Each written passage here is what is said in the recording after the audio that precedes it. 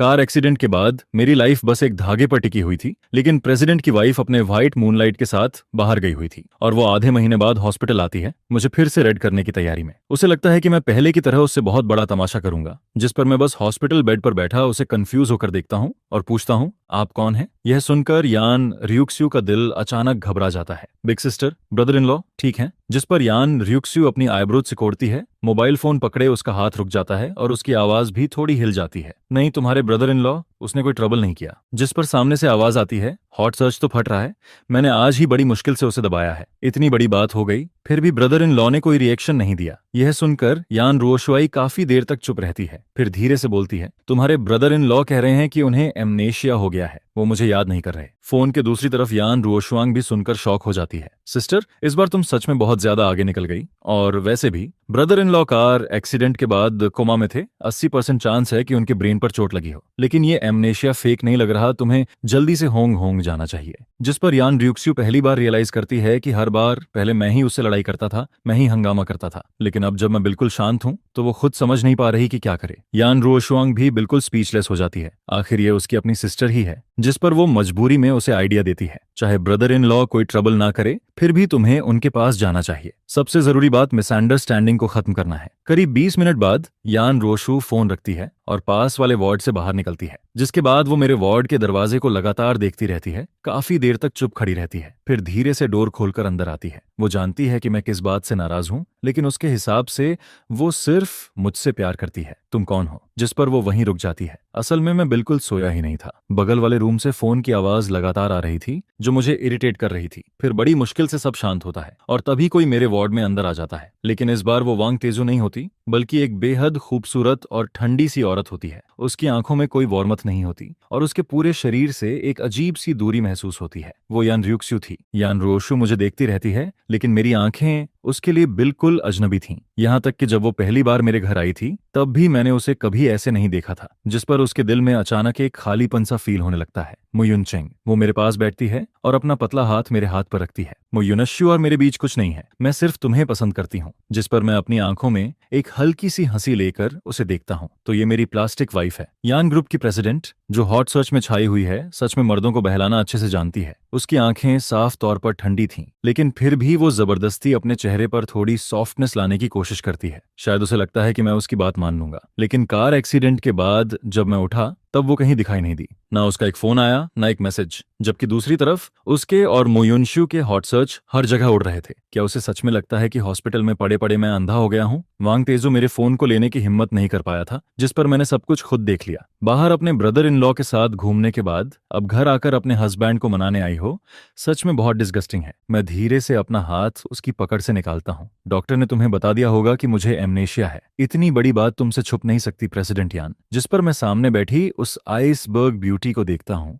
और मेरे होंठों पर हल्की सी हंसी आ जाती है। तो अब एक्टिंग मत करो, वैसे भी मुझे ना तुम याद हो ना मुयुनशु, और ऑनेस्टली तुम्हारी इन छोटी छोटी गंदी बातों में मुझे कोई इंटरेस्ट भी नहीं है। मुयुनचेंग, मैं नहीं। लेकिन यान रियुक्स्यू फिर से मेरा हाथ पकड़ लेती है और इस बार पहले से ज्यादा जोर से पकड़ती है। शुरू से आखिर तक मैं सिर्फ तुम्हें पसंद करती हूँ, मेरे और मुझसे युनश्यू के बीच। जिस पर मैं अचानक हंस देता हूँ। आखिर वो तुम्हारे दिल का व्हाइट मूनलाइट है, वही इंसान जिसे तुम सबसे ज्यादा छुपा कर रखती हो, है ना? यह सुनते ही उसका चेहरा तुरंत ठंडा पड़ जाता है। मुन्ना युनचेंग, बस बहुत हो गया। जिस पर मैं धीरे से उसका हाथ झटकता हूँ और साइड में हटने लगता हूँ, लेकिन अचानक यान रुओशु मुझे घूरने लगती है। फिर एक हाथ से मेरी बैग पकड़ लेती है और दूसरा हाथ हॉस्पिटल बेड पर रखकर मुझे रोक देती है, और फिर बिना कुछ कहे वो मेरे करीब आने लगती है। लेकिन मैं उसे धीरे से धक्का देता हूँ और अगले ही पल उसे एक जोरदार थप्पड़ मार देता हूँ। यान रुओशु हमेशा से ऊपर रही थी, उसके सामने कभी किसी ने ऊंची आवाज तक में बात नहीं की थी। थप्पड़ मारना तो बहुत दूर की बात थी, लेकिन अब सिर्फ एक किस की वजह से उसे मेरे हाथ से थप्पड़ पड़ गया। जिस पर वो मुझे ऐसे देखती है जैसे मेरी आत्मा के अंदर तक देख लेना चाहती हो। लेकिन मैं, जो हमेशा उसके सामने शांत और नरम रहता था,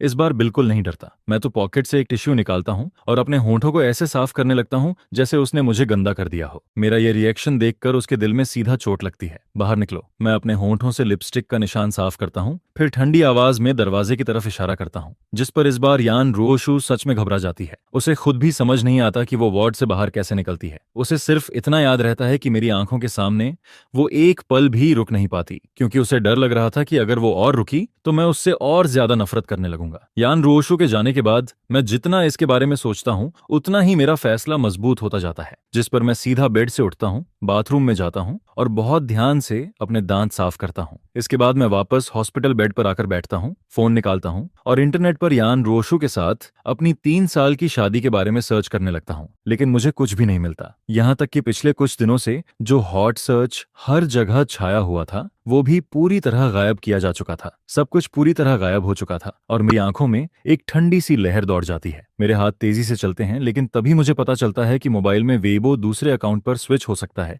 जिस पर मैं बिना सोचे तुरंत उसे बदल देता हूँ। और फिर जो वीबो पोस्ट्स मेरे सामने आती जाती हैं वो मेरी आंखों में चुभती चली जाती हैं। आज यान रियुक्स्यू और मेरी शादी की दावत है। मैंने कभी नहीं सोचा था कि वो मुझसे शादी करेगी, लेकिन शादी के बाद भी वो मो युनशु के बुलाने पर पूरे 1 महीने के लिए चली गई। आज तक मुझे समझ नहीं आया कि उसने मुझसे शादी ही क्यों की। इसके बाद एक और पोस्ट सामने आती है। वो मुझे चेकअप के लिए ले गई थी। डॉक्टर ने कहा कि मैं बिल्कुल हेल्दी हूँ, जिस पर मैंने साफ देखा कि वो राहत की सांस लेती है। लेकिन उसी पल मो युनशु की बात मेरे दिल को तोड़ देती है। उसने मुझसे शादी सिर्फ मेरे खून की वजह से की। फिर अगली पोस्ट आती है। आज मैं घर वापस आया और मो युनशु मुझे हंसते हुए पूछता है, क्या अभी तक तुम सच में यान रियुशु को हासिल नहीं कर पाए? जिस पर मुझे लगता है कि ये सब यान रोशु ने ही उसे बताया होगा, लेकिन फिर भी मैं उसे पसंद करता हूँ। भले ही वो ज्यादा बात नहीं करती, उसका चेहरा हमेशा ठंडा रहता है, लेकिन मेरे साथ वो ठीक रहती है। वो 20 साल से ब्लड बैग रही है और मेरे लिए सबसे अच्छी है, चाहे वो सिर्फ मेरे खून की वजह से ही क्यों ना हो। फिर अगली पोस्ट मेरी आंखों के सामने आती है। आज हमारी शादी की सालगिरह है। उसने मुझे किस किया और मेरा दिल जैसे बाहर आने वाला था, लेकिन अफसोस उसे फिर से मुझ युनशु ने बुला लिया। वो मुझे पहले से ज्यादा सूंघना पसंद करने लगी है, लेकिन फिर भी वो मुझे छूने नहीं देती। मुझे नहीं पता मैं कब तक इंतजार कर पाऊंगा। शायद वो मुझे थोड़ा सा पसंद करती है। मैं उसका रियल हस्बैंड बनना चाहता हूँ। इसके बाद अगली पोस्ट सामने आती है। आज हमारी शादी को 3 साल हो गए। शायद मैं बीमार हो चुका हूँ। जब भी उसका और मो युनशु का हॉट सर्च आता है या मो युनशु मुझे कोई फोटो भेजता है, मैं उससे बहुत बड़ा झगड़ा करने लगता हूँ और फिर वो आधी रात को घर वापस आती है। उस दिन मैं अचानक अपना गुस्सा कंट्रोल नहीं कर पाया। वो डर गई थी, जिस पर उसने मुझे बस कसकर पकड़ लिया और बार बार कहती रही, मो युनचेंग, मैं सिर्फ तुम्हें पसंद करती हूँ। जिस पर मुझे लगा कि शायद वो अभी भी मेरी परवाह करती है, लेकिन मेरा गुस्सा हर दिन और ज्यादा बढ़ता जा रहा है और शायद वो भी कभी नहीं सोचती कि मैं कैसा फील करता हूँ, क्योंकि हर बार वो मुझे बस गले लगा लेती है। लेकिन अब मुझे खुद से ही नफरत होने लगी है। मैं जानता हूँ कि मैं उसकी फीलिंग्स को अपने हथियार की तरह इस्तेमाल करता हूँ। मेरी नजर आखिर में उस आखिरी वीबो पर जाकर रुकती है। वो पोस्ट थोड़ी सी सुसाइड जैसी लग रही थी। आधे महीने पहले मैंने सच में उस कार एक्सीडेंट के बारे में सोचा था। उस वक्त मेरा दिल जैसे रुकने वाला था। पूरा एक दिन मैं वेबो पर अपनी पुरानी जिंदगी जोड़ता रहता हूँ और तभी मुझे समझ आता है कि मैं सिर्फ एक कमजोर और बेकार हस्बैंड नहीं था, बल्कि मैं फैमिली का सबसे बड़ा बेटा भी था। और मो युनशु और मैं, हम दोनों ट्विन ब्रदर्स थे। मैं उससे सिर्फ 5 मिनट पहले पैदा हुआ था, लेकिन मो युनशु बचपन से ही कमजोर था। 1 साल की उम्र में ही उसे एप्लास्टिक ब्लड डिजीज हो गई थी और उसे लंबे समय तक ब्लड ट्रांसफ्यूजन की जरूरत थी। और हम दोनों का ब्लड ग्रुप भी एक ही था, पांडा ब्लड। लेकिन मैं उससे ज्यादा हेल्दी था, जिस पर मैं मो युनशु का ब्लड बैग बन गया। मेरी माँ कॉन्कुबिन्सु ने मुझे और मोती युनशु को जन्म देने के बाद अपनी बॉडी पूरी तरह खराब कर ली थी और उसके बाद वो कभी बच्चे पैदा नहीं कर पाई। इसलिए मेरे और मो युनशु के अलावा कोई छोटा भाई नहीं था। बस हमारी 3 बड़ी सिस्टर्स थीं। लेकिन क्योंकि मो युनशु बचपन से कमजोर था और घर में सबसे छोटा भी वही था, इसलिए उन तीनों सिस्टर्स की नजर में भी सिर्फ वही था, जिस पर मैं खुद पर हंस देता हूँ। इस फैमिली में मैं हमेशा एक्स्ट्रा था। मेरी सिर्फ एक ही वैल्यू थी, मो युनशु के लिए ब्लड बैग बने रहना। मैं वेबो बंद करता हूँ और फोन बुक खोलता हूँ। फिर एक एक करके सारे नाम ब्लॉक करना शुरू कर देता हूँ। आज से मैं सिर्फ अपने लिए जीऊंगा। अब कोई भी मुझसे खून की एक बूंद भी नहीं ले पाएगा। एड्रेस बुक साफ करने के बाद मैं वीचैट भी डिलीट करना शुरू करता हूँ और सबसे पहले ऊपर पिंड मिसेस यान को डिलीट करता हूँ, जिसके बाद एक एक करके वो सारे लोग डिलीट होते जाते हैं जिन्हें मैं फैमिली कहता था। डिलीट करने से पहले मैं खास तौर पर उनकी चैट हिस्ट्री खोलकर देखता हूँ और वहां मुझे अपना पुराना वाला वर्जन दिखाई देता है। एक ऐसा इंसान जो बस हर किसी के पीछे घूमता रहता था, हर वक्त उनकी केयर करता था, जब बुलाओ तब पहुंच जाता था, उनके लिए भागता था और यहाँ तक कि उन्हें पैसे भी देता था, जिस पर मैं अपना हाथ उठाकर खुद को एक थप्पड़ मार देता हूँ। डिटेक्टिव मॉम सच कहती थी, लेकिन मेरे चेहरे पर पड़े उस थप्पड़ का दर्द भी मुझे महसूस नहीं होता। मैं बिल्कुल शांत होकर वीचैट साफ करता रहता हूँ और आखिर में सिर्फ एक नाम बचता है,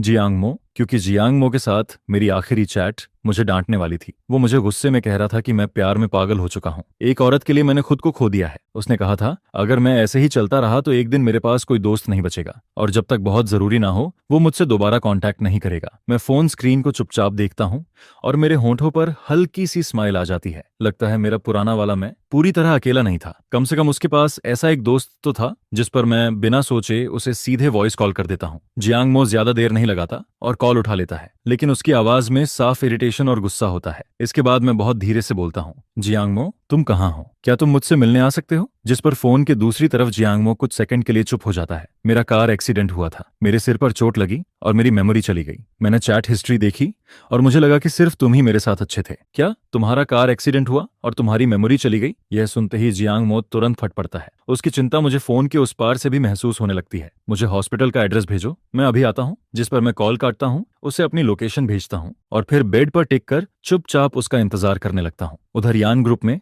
यान रुओशुआंग जल्दी जल्दी प्रेसिडेंट ऑफिस में घुसती है और जैसे ही वो अंदर आती है वो अपनी सिस्टर को खोया हुआ बैठा देखती है। क्या हुआ सिस्टर? ब्रदर इन लॉ ने तुम्हें मारा भी? कैसे उसने यान रुओशु के चेहरे पर हाथ उठा दिया। मेरा थप्पड़ बिल्कुल हल्का नहीं था, जिस पर जैसे ही यान रियुक्स्यू अपना चेहरा घुमाती है, यान रियुशुआंग ठंडी सांस लेती है। उसके गोरे चेहरे पर उंगलियों का साफ निशान बना हुआ था। एक नजर में पता चल रहा था कि उसे जोर से मारा गया है। जिस पर यान रुओशु अपना माथा दबाती है और मेरी वो ठंडी अजनबी आंखें याद करते ही उसके दिल में फिर से दर्द उठने लगता है। वो एक्टिंग नहीं कर रहा था। जिस पर यान रुओशुआंग तुरंत बोल पड़ती है, तो क्या ब्रदर इन लॉ सच में एमनेशिया भूल गए हैं? वरना वो आपको कभी नहीं मारते। लेकिन अगले ही पल उसकी नजर यान रुओशु के लाल होंठों पर जाती है, जिस पर वो धीरे से बोलती है, सिस्टर आपने कहीं ब्रदर इन लॉ को जबरदस्ती किस करने की कोशिश तो नहीं की? क्योंकि वो अपनी सिस्टर को अच्छे से जानती थी। यान रुओशु इतनी आसानी से एमनेशिया पर भरोसा नहीं करती, इसलिए शायद उसने ये तरीका मुझे टेस्ट करने के लिए इस्तेमाल किया था। एमनेशिया शायद टेम्परेरी हो, डॉक्टर ने क्या कहा है? जिस पर यान रुओशु की आईब्रोज थोड़ी ढीली पड़ती हैं और वो धीरे से बोलती है, डॉक्टर ने कहा है कि धीरे धीरे रिकवर हो सकता है। तभी अचानक उसका फोन बजने लगता है। कॉल वांग स्पेशल असिस्टेंट की थी। जिस पर यान रुओशुआंग तुरंत फोन उठाती है। क्या हुआ? लेकिन सामने से वांग स्पेशल असिस्टेंट बहुत बेबस आवाज में बोलता है, मैं उन्हें समझा नहीं पा रहा। यह सुनते ही यान रियुक्स्यू कुछ सेकंड के लिए चुप हो जाती है, फिर तुरंत बोलती है, मैं अभी आती हूँ। जिस पर यान रुओशुआंग भी सुनते ही तुरंत उसके पीछे हो लेती है, मैं भी चलती हूँ। असल में पहले उसके पेरेंट्स भी हॉस्पिटल आना चाहते थे, लेकिन यान रियुक्स्यू ने उन्हें रोक दिया था। करीब आधे घंटे बाद यान रियुक्स्यू और यान रियुशुआंग हॉस्पिटल की उस खास फ्लोर पर पहुंचती हैं, और जैसे ही दोनों मेरे वार्ड के बाहर पहुंचती हैं, अंदर से जियांग मो की गुस्से भरी आवाज सुनाई देती है, उन्होंने तुम्हें हॉस्पिटल से डिस्चार्ज क्यों नहीं होने दिया? क्या वो तुम्हें पूरी जिंदगी इसी वार्ड में बंद रखना चाहते हैं? यह सुनते ही यान रियुक्स्यू का चेहरा ठंडा पड़ जाता है। जिस पर वो दरवाजा खोलकर अंदर आती है और आते हैं और ठंडी आवाज में बोलती है, क्योंकि मो युनचेंग की बॉडी अभी पूरी तरह रिकवर नहीं हुई है, इसलिए वो अभी डिस्चार्ज नहीं हो सकता। जिस पर जियांग मो पलटकर उसे देखता है। यान रियुक्स्यू का चेहरा हमेशा की तरह बर्फ जैसा ठंडा था। एक पल के लिए जियांग मो के दिल में डर आता है, लेकिन अगले ही पल वो फिर सीधा खड़ा हो जाता है। मैंने डॉक्टर से पूछा है, डॉक्टर ने कहा है कि मो युनचेंग बिल्कुल ठीक है, नहीं तो क्या मैं उसे डिस्चार्ज करवाने की बात करता? जिस पर यान रोशु हल्का सा भौं से कोड़ती है। उसे जियांग मो कभी पसंद नहीं था। फिर वो मेरी तरफ देखकर बोलती है, मो युनचेंग को एमनेशिया हो गया है, तुम्हें पता नहीं है? वो एक हाथ पॉकेट में डालकर खड़ी रहती है। उसके चेहरे पर शांति दिखती है, लेकिन उसकी आंखों में बेचैनी छुपी हुई थी। जिस पर मैं चुपचाप उसे देखता हूँ। जियांग मो को मेरे हॉस्पिटल में होने का पता कैसे चला? जरूर मैंने ही उसे बताया होगा, लेकिन अगर मुझे सच में एमनेशिया है तो फिर मैं जियांग मो को कैसे याद रखता हूँ? जिस पर जियांग मो वहीं खड़े खड़े हंस देता है, और ये देखकर यान रियुक्स्यू के होंठ नीचे झुक जाते हैं। उसकी काली आंखों में ठंडापन उतर आता है, लेकिन जियांग मो बिल्कुल नहीं डरता। उल्टा वो उसे देखकर हंसता है। क्या ये अच्छा नहीं है? मो युनचेंग आखिरकार वो सारी बुरी बातें भूल सकता है। तुम्हारे जैसी स्कमबैग अब उसे दोबारा हर्ट नहीं कर पाएगी। जियांग मो, यह सुनते ही यान रुओशुआंग तुरंत गुस्से में बोल पड़ती है, मेरी सिस्टर को स्कमबैग कहने की हिम्मत कैसे हुई तुम्हारी? यान रुओशुआंग हमेशा अपनी सिस्टर को सबसे ज्यादा मानती थी। वो कैसे देख सकती थी कि कोई उसके सामने उसकी सिस्टर को ऐसे बोले? जिस पर उसका चेहरा तुरंत गुस्से से भर जाता है। अगर कोई और होता तो वो अभी तक उसके दांत तोड़ चुकी होती। क्यों? क्या तुम्हारी सिस्टर कोई भगवान है? उसके बारे में कुछ कहा भी नहीं जा सकता। जिस पर जियांग मो भी बिना डरे बोलता है, मुझे याद है जब उनकी शादी हुई थी तब मैं यान सिस्टर्स को कितना पसंद करता था, लेकिन अब देखो दोनों बिल्कुल एक जैसे हैं, एकदम स्कमबैग। यह सुनकर यान रुओशुआंग का चेहरा नीला पड़ जाता है, लेकिन क्योंकि बात मेरे बारे में थी इसलिए वो कुछ कह नहीं पाती। सच तो ये था कि पूरी फैमिली जानती थी कि यान रुओक्सुए मेरे लिए कितनी अच्छी थी, लेकिन कोई भी ये नहीं समझ पाया कि उसका और मू फैमिली के दूसरे यंग मास्टर मू युनश्यू का रिश्ता आखिर था क्या। यान रोशुआंग ने भी अपनी सिस्टर से कई बार पूछा था, लेकिन हर बार यान रियुक्स्यू बस यही कहती थी, तुम इसमें मत पड़ो। और धीरे धीरे यान रोशुआंग ने भी सोचना छोड़ दिया। उसे लगा शायद मू युनश्यू बस उसका ब्लू फेस है, लेकिन चाहे जो हो, उसकी सिस्टर कभी मुझे धोखा नहीं दे सकती। मैंने चीटिंग नहीं की। जिस पर यान रोशु की आवाज भारी हो जाती है। उसके अंदर गुस्सा भी था, लेकिन साथ ही एक अजीब सी सीरियसनेस भी। मो युनचेंग, मैंने तुम्हें कई बार समझाया है, मेरे और मो युनश्यू के बीच कुछ नहीं है। मैंने उसे कभी पसंद नहीं किया और ना ही मैंने कभी तुम्हारे साथ कुछ गलत किया, लेकिन मैं बस उसे देखता रहता हूँ। मेरे चेहरे पर कोई रिएक्शन नहीं था, जैसे वो किसी और की कहानी सुना रही हो। लेकिन बगल में खड़ी यान रोशुआंग की आंखें बड़ी हो जाती हैं, क्योंकि उसने अपनी सिस्टर को पहली बार एक साथ इतने सारे शब्द बोलते हुए सुना था। तुमने चीटिंग नहीं की। जिस पर जियांग मो ठंडी हंसी हंसता है। तो क्या तुम चाहती हो कि मैं तुम्हारे सारे हॉट सर्च एक एक करके सबके सामने खोल दूं? पिछले करीब 1 साल से जियांग मो ने मुझसे बात करना लगभग बंद कर दिया था, लेकिन फिर भी वो हमेशा मुझ पर और यान रियुक्स्यू पर नजर रखती रही। इसलिए यान रियुक्स्यू और मो युनश्यू जब हॉट सर्च में आए, जियांग मो सब जानती थी। बेशक शायद तुम झूठ नहीं बोल रही, शायद सच में तुम्हारा उसके साथ फिजिकल रिलेशन ना रहा हो, लेकिन तुम पागल जरूर हो। जिस पर जियांग मो फिर से हंसता है। मैं पहली बार उसके सामने तब रोया था जब हमारी शादी को 6 महीने हुए थे, और उसी दिन उसे मेरे और यान रियुक्स्यू के बारे में सब पता चला था। उस वक्त से लेकर अब तक यान रोशु की नजर कभी मेरे चेहरे से नहीं हटती, लेकिन मेरे इस ठंडे और बेपरवाह चेहरे ने उसे पहली बार सच में डरा दिया था। कौन ऐसा होता है जो शादी की रात अपने हस्बैंड को छोड़कर अपने ब्रदर इन लॉ से मिलने चला जाता है? कौन अपनी शादी की सालगिरह पर अपने हस्बैंड को छोड़कर अपने ब्रदर इन लॉ के साथ हॉस्पिटल में रहता है? और कौन तीसरी एनिवर्सरी पर अपने हस्बैंड को अकेला छोड़कर अपने ब्रदर इन लॉ के साथ बाहर चला जाता है? मो युनचेंग का ये कार एक्सीडेंट भी आखिर तुम्हारी वजह से ही हुआ है, तुम्हारी वजह से। जियांग मो अब लगभग अपना कंट्रोल खोने वाला था, जिस पर यान रियुक्स्यू की नजर लगातार मुझ पर टिकी रहती है, लेकिन इस बार वो एक शब्द भी नहीं बोलती। और अगले ही पल पूरा वार्ड बिल्कुल चुप हो जाता है। ऐसा लगता है जैसे वहां कोई बोलने की हिम्मत ही नहीं कर रहा। जिस पर यान रोशुआंग इधर उधर देखने लगती है। उसके दिल में भी घबराहट होने लगती है। अब उसे भी यकीन हो जाता है कि मुझे सच में एमेनिया हो गया है, क्योंकि पिछले 3 साल में उसने मुझे कभी इतना ठंडा और अजनबी नहीं देखा था। सिस्टर, वो एक्चुअली। जिस पर यान रोशुआंग जल्दी से कुछ बोलकर इस अजीब सी चुप्पी को तोड़ना चाहती है, लेकिन मैं उसे बीच में ही रोक देता हूँ। मुझे हॉस्पिटल से डिस्चार्ज होना है। मेरी आवाज साफ थी। मैं अब कोई एक्सप्लेनेशन नहीं सुनना चाहता था। जिस पर यान रोशु की उंगलियां धीरे से कस जाती हैं। कुछ सेकंड बाद वो अपना हाथ ढीला छोड़ देती है और धीरे से बोलती है, ठीक है, तो मैं डॉक्टर से तुम्हारा ब्लड टेस्ट करवाती हूँ। अगर सब ठीक हुआ तो तुम डिस्चार्ज हो सकते हो। लेकिन मैं उसे ठंडी नजर से देखता हूँ। अब कोई भी मुझसे खून की एक बूंद भी नहीं लेगा। मेरी आवाज में कोई हेजिटेशन नहीं था। मैं साफ अपना फैसला बता देता हूँ। अगर किसी ने जबरदस्ती मेरा ब्लड लेना चाहा तो उसे मेरी लाश से लेना पड़ेगा। मेरी ये बात सुनते ही यान रोशु का चेहरा थोड़ा बदल जाता है। वो जानती थी कि मुझे ब्लड निकलवाना सबसे ज्यादा नफरत थी, लेकिन पिछले 3 सालों से हर 6 महीने में वो मुझे बहला फुसलाकर ब्लड टेस्ट के लिए ले जाती थी, और हर बार ब्लड निकलवाने के बाद वो मुझे अच्छे रेस्टोरेंट में खाना खिलाती थी, अपना काम छोड़कर कुछ दिन मेरे साथ रहती थी, और मैं हमेशा उसकी हर बात मान लेता था। लेकिन इस कार एक्सीडेंट और एमनेशिया के बाद जैसे मैं पूरी तरह बदल गया था। जिस पर यान रोशु कुछ भी समझ नहीं पाती। एमनेशिया में यादें जाती हैं, लेकिन क्या किसी का पूरा स्वभाव भी इतना बदल सकता है? मैं ब्रदर इन लॉ की बात मानती हूँ। जिस पर यान रोशुआंग जल्दी से बोलती है। वो हॉस्पिटल में दोनों को लड़ते हुए नहीं देखना चाहती थी। वैसे भी उसने कभी मुझे और यान रियुक्स्यू को लड़ते नहीं देखा था। आखिर में यान रियुक्स्यू मेरी तरफ देखकर धीरे से बोलती है, ठीक है, तुम्हारे लिए। और फिर वो आखिरकार मान जाती है। मैं अभी डिस्चार्ज के पेपर्स करवा देती हूँ। यह सुनते ही जियांग मो की आंखें बड़ी हो जाती हैं। उसे यकीन ही नहीं होता कि यान रोशु सच में मेरी बात मान गई। जिस पर वो मन ही मन सोचता है, मो युनचेंग, अगर अब भी तुम नहीं संभले तो फिर कभी नहीं संभलोगे। 3 साल की बिना प्यार वाली शादी क्या काफी नहीं थी ये समझने के लिए कि ये औरत अंदर से कितनी खराब है? उसकी सारी नरमी, उसका सारा प्यार, सब सिर्फ दिखावा था। लेकिन जब तक यान रियुक्सुए पलटकर वार्ड से बाहर जाती है,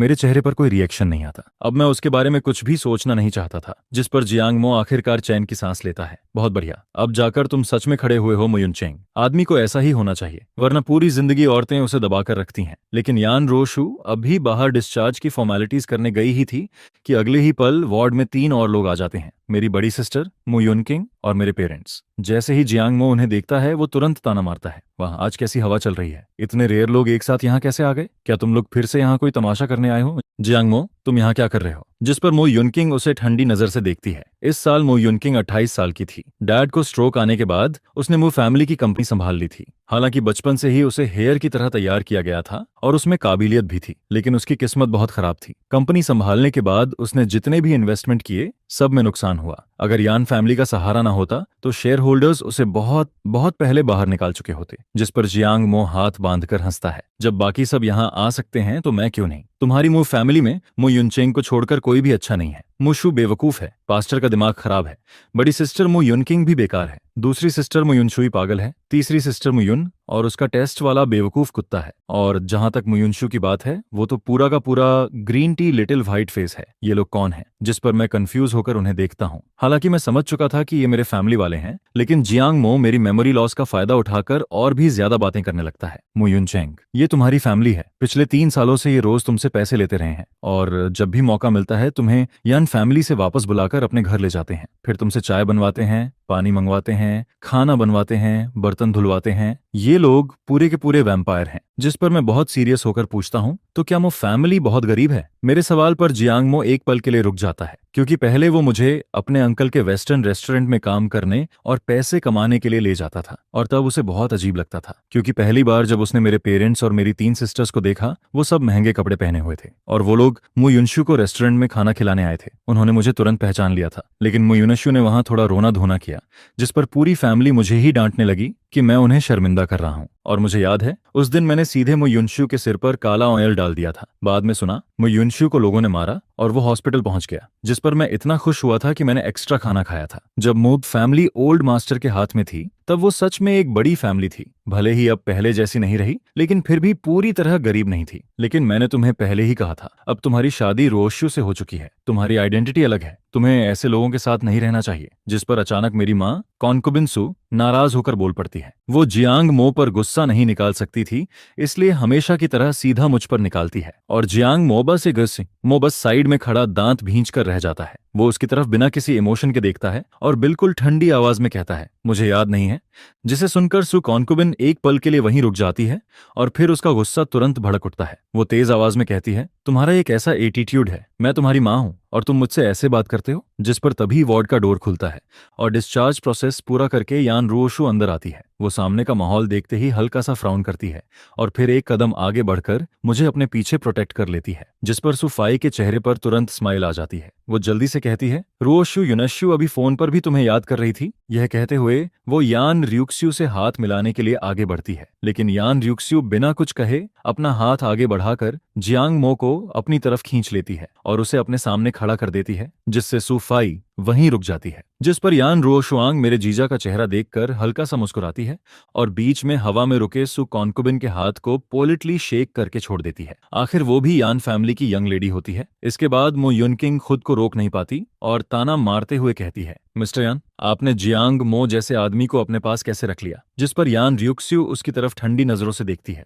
और बिना किसी इमोशन के कहती है, मेरा हस्बैंड जिससे चाहेगा उससे मिलेगा। यह सुनकर जियांग मो के दिल को जैसे इंस्टेंट रिलीफ मिलता है। वो कुछ बोलने ही वाली होती है, लेकिन मैं धीरे से उसकी रिस्ट पकड़ लेता हूँ। फिर मैं शांत आवाज में कहता हूँ, जियांग मो, ऐसे लोगों के साथ अपनी जुबान वेस्ट मत करो जो उसके लायक ही नहीं है। जिस पर जियांग मो पहले तो सोचती है कि मैं फिर से किसी सेलिब्रिटी की तरह ड्रामेटिक बात करने वाला हूँ, लेकिन मेरी बात सुनते ही वो अचानक हंस पड़ती है।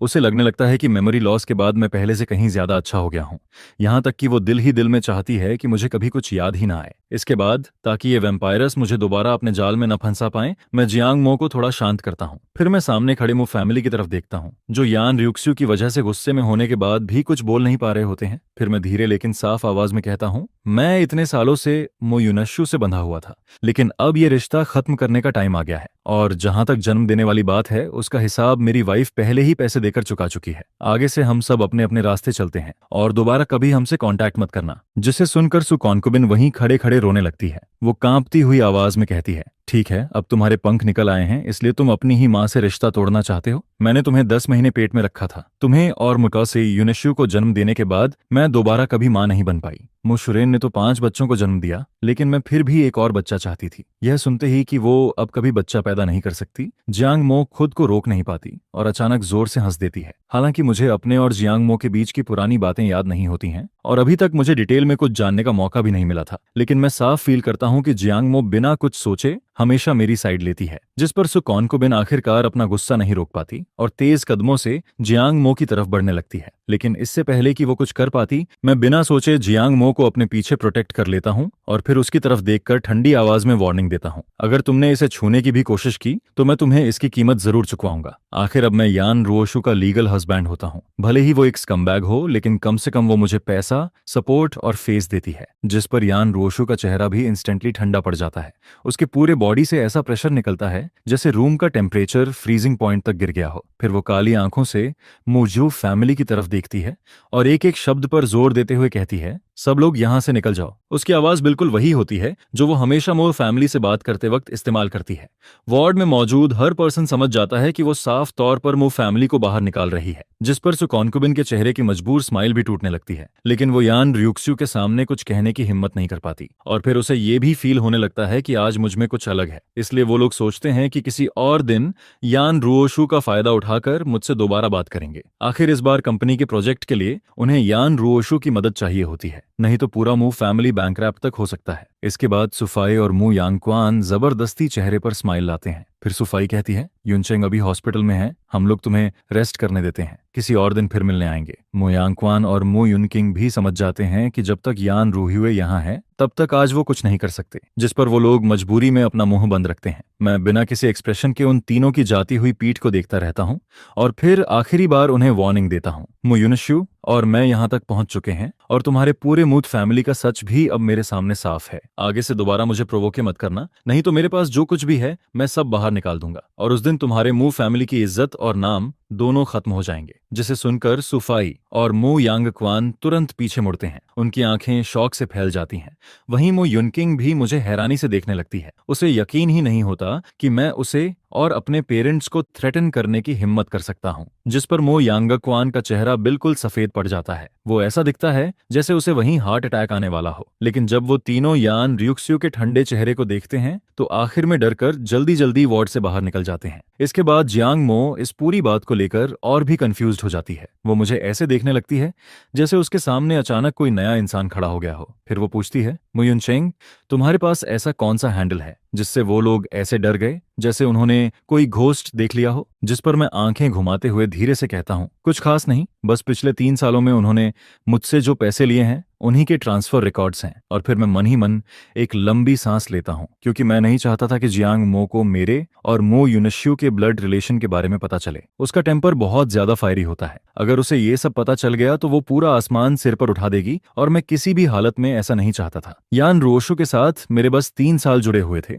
और मैंने अपनी इस प्लास्टिक वाइफ से एक दिन भी प्यार नहीं किया था। लेकिन ममा फैमिली पिछले 20 सालों से मेरी लाइफ में उलझी हुई थी। यह सोचकर मैं अपने दिल को शांत करता हूं और फिर कहता हूं, चलो। इसके बाद मैं पहले ही क्विल्ट हटाता हूं, नीटली बेड से उतरता हूं और अपने शूज पहन लेता हूं। जिस पर यान रोशु धीरे से मेरा नाम लेती है, मु युनचेंग। लेकिन जब से वो वार्ड में आई थी मैंने एक बार भी उसकी तरफ नहीं देखा था, जिसे देखकर उसके दिल में ऐसा दर्द होता है जैसे किसी ने नाइफ से काट दिया हो। जिस पर जियांग मो भी सिर खुजलाता है, फिर जल्दी से अपना बैग उठाता है और मेरे पीछे पीछे निकल जाता है। वहीं यान रुओशुआंग भी समझ जाती है कि मामला अब काफी बड़ा हो चुका है। जिस पर वो बेचैन होकर कहती है, सिस्टर, आप पहले ब्रदर इन लॉ को वापस लेकर जाओ, मैं अभी मॉम डैड को कॉल करती हूँ। इसके बाद यान रोशु धीरे से खड़ी होती है। उसका बॉडी हल्का सा स्टिफ हो जाता है और फिर वो मुड़कर वार्ड से बाहर चली जाती है। फिर मैं रोल्स रॉयस में बिल्कुल सीधा बैठा होता हूँ और पूरे रास्ते बस यही सोचता रहता हूँ कि घर पहुंचकर यान रोशु से डिवोर्स कैसे लेना है। कार के अंदर पूरा सन्नाटा होता है, ड्राइवर भी कुछ नहीं बोलता और एटमॉस्फेयर इतना हैवी होता है कि कोई ठीक से सांस तक नहीं ले पाता। हॉस्पिटल से विला तक का आधा घंटा मुझे पूरे एक सेंचुरी जैसा लगता है और जब आखिरकार ड्राइवर हमें वहां छोड़ता है तो वो खुद भी ट्री के पास खड़ा होकर राहत की सांस लेता है। उसे भी लगता है कि आज प्रेसिडेंट बहुत ज्यादा स्केरी लग रही थी। जैसे ही मैं एंट्रेंस पर खड़ा होता हूँ, पीछे से यान रोक्सवे आराम से कहती है, तुम्हें इस जगह की कोई याद नहीं आ रही? ये हमारा वेडिंग रूम है और इसे तुमने खुद डिजाइन किया था। यह कहते हुए वो धीरे से अपना हाथ मेरी कमर पर रखती है, जिसे फील करते ही मेरे पूरे बॉडी में गूस बम्प्स आ जाते हैं। जिस पर मैं तुरंत कहता हूँ, मुझे याद नहीं है। फिर मैं तुरंत नीचे झुककर शूज बदलने लगता हूँ और उसी बहाने उसकी बाहों से दूर हो जाता हूँ। जिस पर यान रुओशु वहीं फ्रीज हो जाती है। वो कुछ सेकंड तक अपने खाली हाथों को देखती रहती है और फिर चुपचाप अपने शूज बदलने लगती है। इसके बाद मैं बिना उसकी तरफ देखे सीधे ऊपर चला जाता हूँ और कहता हूँ, स्टडी में चलो, बात करनी है। मैंने डिसाइड कर लिया था कि आज यान रुओशु से सब साफ साफ कह दूंगा। चाहे ये शादी आसानी से खत्म ना हो, लेकिन वो एक बड़े नाम वाली इंसान है। अपनी रेपुटेशन और यान फैमिली की इमेज के लिए वो मेरी कंडीशंस को मना नहीं कर पाएगी। जिस पर यान रुओशु चुपचाप मेरे पीछे स्टडी तक आती है। फिर हम दोनों स्टडी के सोफा पर आमने सामने बैठते हैं। जिस पर वो धीरे से पूछती है, कुछ जूस लोगे? उसकी आवाज इतनी सॉफ्ट होती है जैसे उसमें से पानी टपक रहा हो, लेकिन मैं बिना इमोशन के कहता हूँ नहीं। और फिर मैं सीधे पॉइंट पर आता हूँ, यान रुओशु, हमें डिवोर्स लेना है। जिसे सुनते ही उसकी गोद में रखे हाथ अचानक कस जाते हैं। वो मेरी तरफ देखती रहती है, लेकिन कुछ देर तक उसके मुंह से एक शब्द भी नहीं निकलता। फिर मैं कहता हूँ, तुम और यूनशु ऐसे कब तक चलते रहोगे? ये सब अब खत्म होना चाहिए। मैं बस इतना ही बोलता हूँ और अगले ही सेकंड वो अचानक मुझे अपनी बाहों में कसकर पकड़ लेती है। वो घबराई हुई आवाज में कहती है, मुयुनचेंग, मैं तुम्हारी हूँ, सिर्फ तुम्हारी। मेरा यूनशु से कोई रिलेशन नहीं है। उसकी डिप्रेशन, उसका सुसाइड करने का इमेजिनेशन, ये सब मैं कंट्रोल नहीं कर सकती। उसकी आवाज हेल्पलेसनेस से भरी हुई होती है, जिस पर मैं उसकी बाहों में दबा हुआ कहता हूँ, यान रोशु, पहले मुझे छोड़ो, मेरी रिब्स टूटने वाली हैं। लेकिन वो मुझे छोड़ती नहीं है। जब तक मैं जोर से नहीं कहता कि मैं सांस नहीं ले पा रहा, तब तक वो मुझे वैसे ही पकड़े रहती है। जिस पर वो थोड़ा ढीला छोड़ती है, लेकिन फिर भी मुझे पकड़े रहती है। फिर वो धीरे से पूछती है, तो तुमने डिवोर्स का आइडिया छोड़ दिया है, राइट? जिस पर मैं कुछ बोल पाऊं उससे पहले ही वो और जोर से मुझे पकड़ लेती है और कहती है, जब तक मैं जिंदा हूं डिवोर्स कभी नहीं होगा। मैं पहले से जानता था कि वो कभी मानने वाली नहीं है। चाहे अमीर लोगों की शादी सिर्फ दिखावा ही क्यों ना हो, लेकिन उसके लिए फेस और रेपुटेशन लाइफ से भी ज्यादा इंपॉर्टेंट होती है। जिस पर मैं कहता हूँ, ठीक है, अगर तुम मेरी 3 कंडीशंस मान लो और एग्रीमेंट साइन कर दो तो मैं अभी के लिए डिवोर्स की बात नहीं करूंगा। फिर मैं उसे खुद से दूर करने की कोशिश करता हूँ, लेकिन वो फिर भी अपना सिर मेरे चेस्ट में छुपा लेती है और धीरे से कहती है, बोलो। मैं कहता हूँ, पहली बात, आगे से तुम मेरा ब्लड नहीं लोगी और ना ही किसी और को लेने दोगी। जिस पर वो बिना एक सेकंड सोचे तुरंत मान जाती है। फिर मैं कहता हूँ, दूसरी बात, अब मेरा और मो फैमिली का कोई रिलेशन नहीं रहेगा। आगे से तुम अगर उनकी मदद भी करोगी तो वो युनशु के नाम पर मुझे बीच में मत लाना। इस बार भी वो तुरंत हाँ कर देती है। फिर मैं तीसरी बात कहता हूँ, मैं बाहर जाकर काम करना चाहता हूँ। मैं अब मिस्टर यान की आइडेंटिटी में बंध कर नहीं रहना चाहता। मुझे पूरी फ्रीडम चाहिए। जिसे सुनकर यान रुओशु का पूरा बॉडी एकदम रुक जाता है। फिर वो मुझे देखकर कहती है, तुम बाहर जाकर काम करना चाहते हो? मुयुनचेंग, तुम्हें काम करने की जरूरत नहीं है। मैं तुम्हें पूरी लाइफ रख सकती हूँ। लेकिन वो अपनी बात पूरी कर पाती उससे पहले ही मैं उसे बीच में रोक देता हूँ। मैं कहता हूँ, मैं तुम्हारे पैसे पर पलकर किसी वेस्ट की तरह नहीं जीना चाहता। जिस इंसान का सब कुछ किसी और के हाथ में होता है वो कभी अपनी मर्जी से कुछ नहीं कर पाता। वो फैमिली लालची है और तुमने हमेशा पैसे से मुझे दबाने की कोशिश की है। फिर मैं उसकी आंखों में देखकर कहता हूँ, अगर तुम मेरी तीनों कंडीशंस मानती हो तो एग्रीमेंट तैयार करो और ध्यान रहे वो फेयर होना चाहिए। जिस पर यान रुओशु मुझे कुछ देर तक चुपचाप देखती रहती है। फिर अचानक वो सिर झुकाकर मेरी खुशबू फील करने लगती है और फिर धीरे से कहती है, क्या एग्रीमेंट में एक और कंडीशन ऐड करूं कि तुम मुझे टच नहीं करने दोगे? जिस पर मैं तुरंत स्ट्रेट फेस बनाकर उसे अपने से दूर कर देता हूं। तब जाकर उसे याद आता है कि मुझे एमनेशिया है और अब मैं उसे अपने पास आने भी नहीं देना चाहता। जिस पर वो धीमी आवाज में कहती है, हम हस्बैंड वाइफ, मैं तुम्हें हक भी नहीं कर सकती? मैं उसकी तरफ देखकर हल्का सा हंसता हूँ और कहता हूँ, हस्बैंड वाइफ, क्या तुम्हें सच में ऐसा लगता है? इसके बाद मैं बस इतना कहता हूँ, एग्रीमेंट तैयार करो, फिर मुझे साइन करने के लिए देना। और फिर मैं बिना पीछे देखे स्टडी से बाहर निकल जाता हूँ। जिस पर यान रोशु वहीं बैठी रहती है। वो एग्रीमेंट और लॉयर के बारे में सोचने लगती है। लेकिन जब वो थोड़ी देर बाद रूम में वापस आती है तो देखती है कि मैंने डोर अंदर से लॉक कर दिया है। जिस पर वो कुछ सेकंड तक बस डोर नॉब को देखती रहती है और शायद पहली बार उसे समझ आता है कि अब मैं पहले वाला मुकास टेरी युनचेंग नहीं रहा। यान रोशु को खुद पर ही गुस्सा आने लगता है कि उसने पहले इतना स्ट्रांग डोर आखिर क्यों लगवाया था।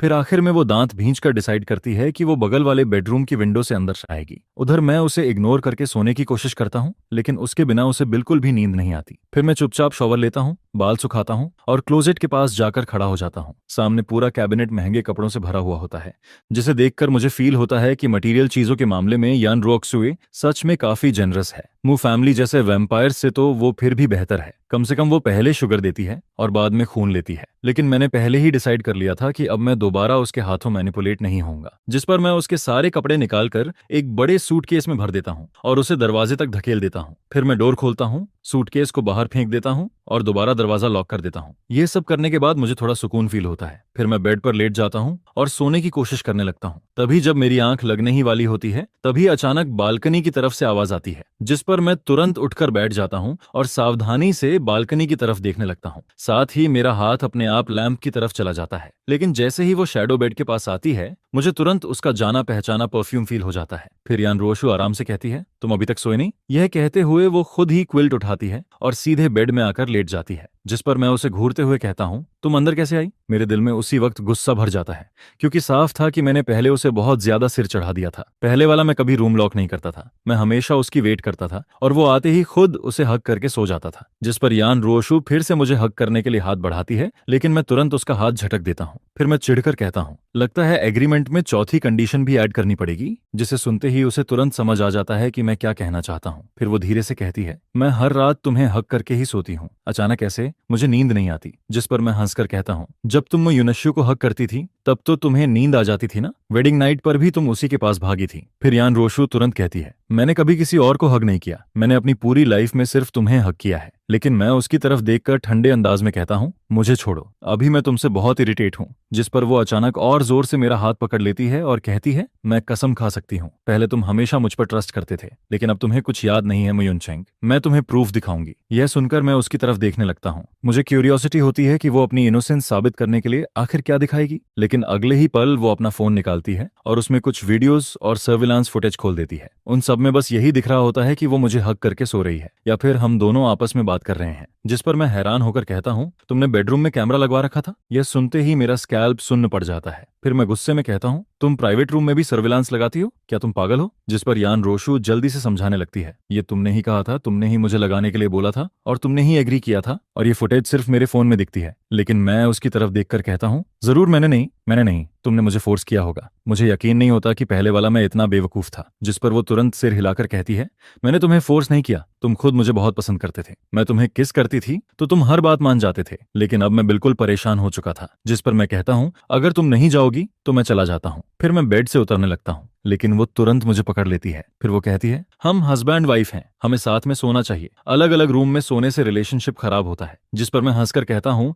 फेक कपल किस रिलेशनशिप की बात करते हैं? लेकिन मैं अंदर ही अंदर जानता था कि अभी उससे पूरी तरह लड़ना सही नहीं होगा। आखिर अभी मैं कमजोर था और उसने अभी अभी प्रॉमिस किया था कि वो मेरा ब्लड नहीं लेगी। इसलिए मैं मौका देखकर कहता हूँ, अगर तुम्हें यहीं सोना है तो चुपचाप एक तरफ लेटो, नहीं तो बाहर निकल जाओ। फिर मैं उसे इरिटेट होकर हल्का सा धक्का देता हूँ, जिस पर यान रियुक्स्यू तुरंत मेरी बात मान जाती है और मुझे पकड़कर चुपचाप लेट जाती है। रूम में तुरंत अंधेरा हो जाता है, लेकिन वो मुझे इतनी जोर से पकड़े रहती है कि मुझे फील होने लगता है कि मैंने बहुत कम कपड़े पहने हुए हैं। जिस पर मैं तुरंत बहाना बनाता हूँ, मुझे वॉशरूम जाना है। यह सुनकर वो शक भरी नजरों से मुझे देखती है। उसे लगता है कि शायद मैं भागने वाला हूँ, लेकिन आखिर में वो मुझे छोड़ देती है। जिस पर मैं तुरंत क्लोजेट की तरफ भागता हूँ और वहां से एक फुल स्लीव्स वाला पजामा निकाल लेता हूँ। फिर मैं खुद को सिर से लेकर पैर तक ढक लेता हूँ और दोबारा बेड पर जाकर लेट जाता हूँ। जिस पर यान रोशु जैसे ही मुझे देखती है और नोटिस करती है कि मैंने लॉन्ग स्लीव्स वाला पजामा पहन लिया है, उसका चेहरा उसी वक्त डार्क हो जाता है। उसकी आंखें भी थोड़ी कॉम्प्लिकेटेड हो जाती हैं, लेकिन इसके बाद भी वो मुझे अपनी बाहों में पकड़कर सो जाती है। अगली सुबह जैसे ही मेरी आंख खुलती है, सबसे पहले मुझे यान रोशु का चेहरा दिखाई देता है। सोते वक्त उसके चेहरे पर हमेशा वाली कोल्डनेस नहीं होती, वो काफी शांत और सॉफ्ट लग रही होती है। जिस पर मैं खुद को रोक नहीं पाता और उसके गाल को हल्का सा पिंच कर देता हूँ, जिससे वो हल्का सा भौहें सिकोड़ती है और धीरे धीरे अपनी आंखें खोलती है। फिर वो मुझे थोड़ा कंफ्यूज्ड होकर देखती है और धीरे से कहती है, मुयुनचेंग। जिस पर मैं कपड़े पहनते हुए कहता हूँ, आज मैं बाहर जा रहा हूँ, आए हूँ। जैसे ही मैं उसकी बाहों से निकलता हूँ, उसके दिल में भी एक खालीपन सा फील होता है। फिर वो बेड पर बैठ जाती है और अपने बिखरे हुए बाल ठीक करती है। इसके बाद वो पूछती है, क्या मैं तुम्हारे साथ चल सकती हूँ? जिस पर मैं उसकी तरफ देखकर कहता हूँ, मैं जॉब ढूंढने जा रहा हूँ। क्या एन ग्रुप बंद हो गया है जो उसकी प्रेसिडेंट के पास कोई काम नहीं है? यह सुनकर वो हेल्पलेस होकर कहती है, तुम ही मेरा काम हो। लेकिन मैं उसकी बात को बिल्कुल सीरियसली नहीं लेता। फिर मैं ठंडी आवाज में उसे याद दिलाता हूँ, एग्रीमेंट की तीसरी कंडीशन मत भूलना, मुझे पूरी फ्रीडम चाहिए, रूल्स मत तोड़ना। इसके बाद मैं बेड से उतरता हूँ और कपड़े ढूंढने के लिए क्लोजेट खोलता हूँ। जिस पर यान रोशु भी उठकर क्लोजेट की तरफ देखती है, लेकिन जैसे ही वो अंदर देखती है, उसे पता चलता है कि उसके सारे कपड़े गायब हैं। फिर वो हैरानी से कहती है, मेरे कपड़े कहाँ हैं? मेरे कपड़े कहाँ हैं? जिस पर वो मुड़कर मेरी तरफ देखती है, लेकिन मुझे बिल्कुल भी गिल्टी फील नहीं होता। मैं बस नीचे डोर की तरफ इशारा करके कहता हूँ, सब बाहर वाले बड़े सूटकेस में है। जिसे सुनकर वो हेल्पलेस होकर एक लंबी सांस लेती है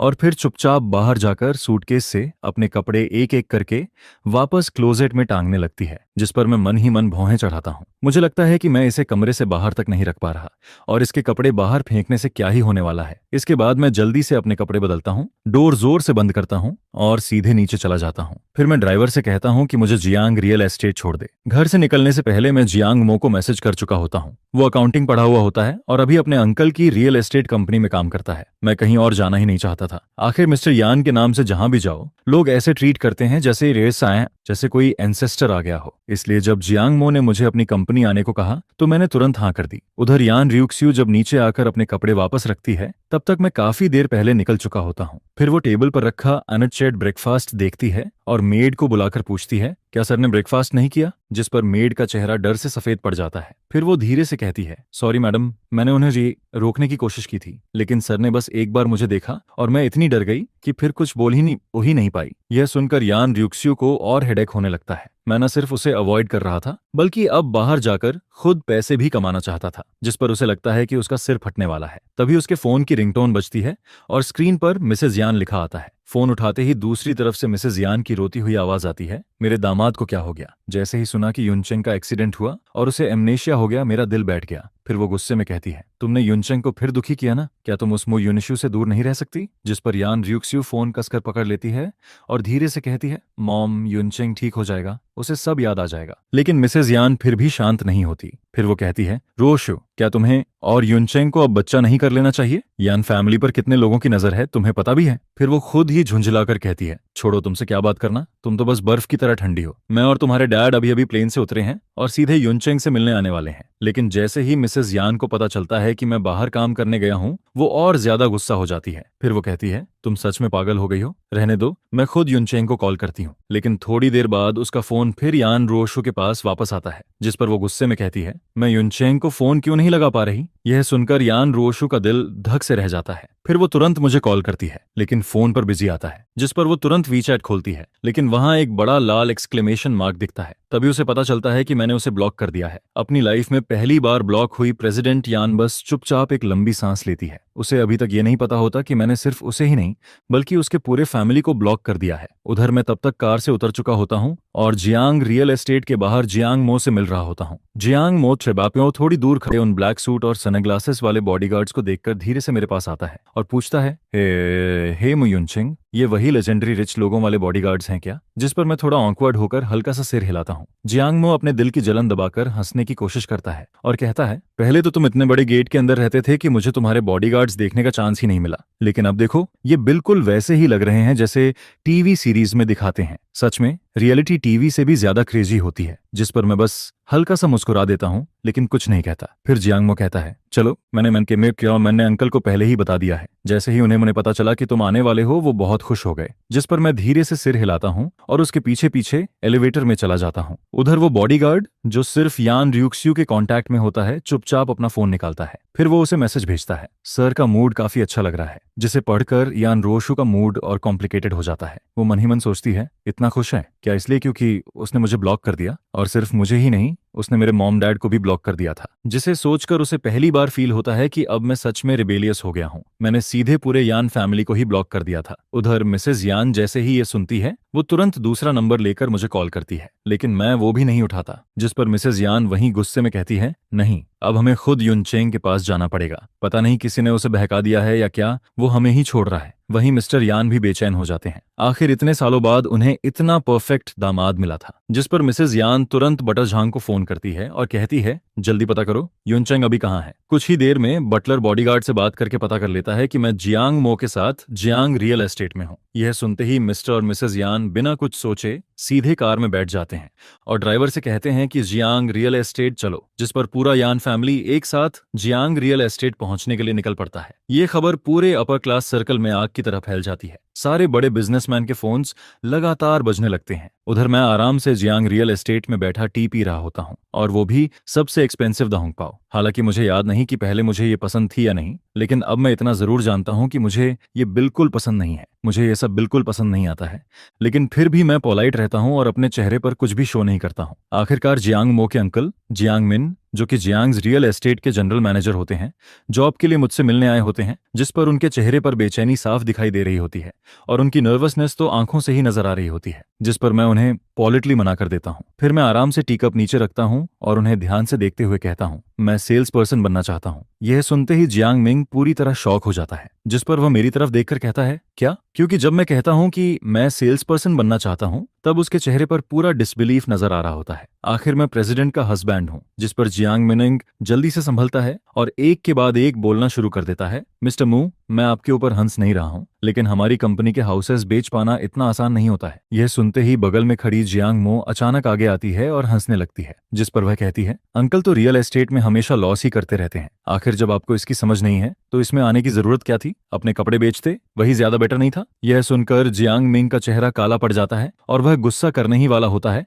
तभी सेक्रेटरी भागते हुए अंदर आती है और कांपती हुई आवाज में कहती है, मिस्टर यान और मिसेज यान आ गए हैं। यह सुनते ही जियांग मिनंग एकदम डर जाता है। फिर वह जल्दी से बाहर की तरफ भागता है और मिस्टर यान के पास पहुंचकर एक्साइटमेंट में उनका हाथ पकड़ लेता है, जिस पर वह कहता है, आप जैसे बड़े आदमी का हमारी कंपनी में आना हमारे लिए बहुत बड़ी बात है। जिस पर मिस्टर यान सिर्फ हल्का सा मुस्कुराते हैं और कहते हैं, सुना है कि युनचेंग मिस्टर जियांग की कंपनी में काम करने आया है, इसलिए हम भी उसे देखने चले आए। यह सुनकर जियांग मिन और ज्यादा नर्वस हो जाता है। उसके माथे पर ठंडा पसीना आने लगता है। उसे समझ ही नहीं आता कि क्या बोले, जिस पर वह बस बार बार सिर हिलाता रहता है और कहता है, मिस्टर मू अंदर हैं, अंदर ही हैं। जिस पर मिस्टर यान सिर हिलाते हैं और बिना कुछ बोले अंदर की तरफ चल देते हैं। वहीं दूसरी तरफ मैं ऑफिस में बिल्कुल शांत बैठा रहता हूँ। मेरे चेहरे पर कोई रिएक्शन नहीं होता है और मिस्टर यान और मिसेज यान के आने से भी मेरे दिल में कोई हलचल नहीं होती है। फिर अचानक ऑफिस का दरवाजा खुलता है, जिस पर मिसेज यान मुझे देखते ही तेजी से मेरी तरफ आती हैं और बिना कुछ कहे मुझे कसकर गले लगा लेती हैं। मैं अभी उनका चेहरा ठीक से देख भी नहीं पाता हूँ कि तभी मुझे एक एक्साइटेड आवाज सुनाई देती है, युनचेंग।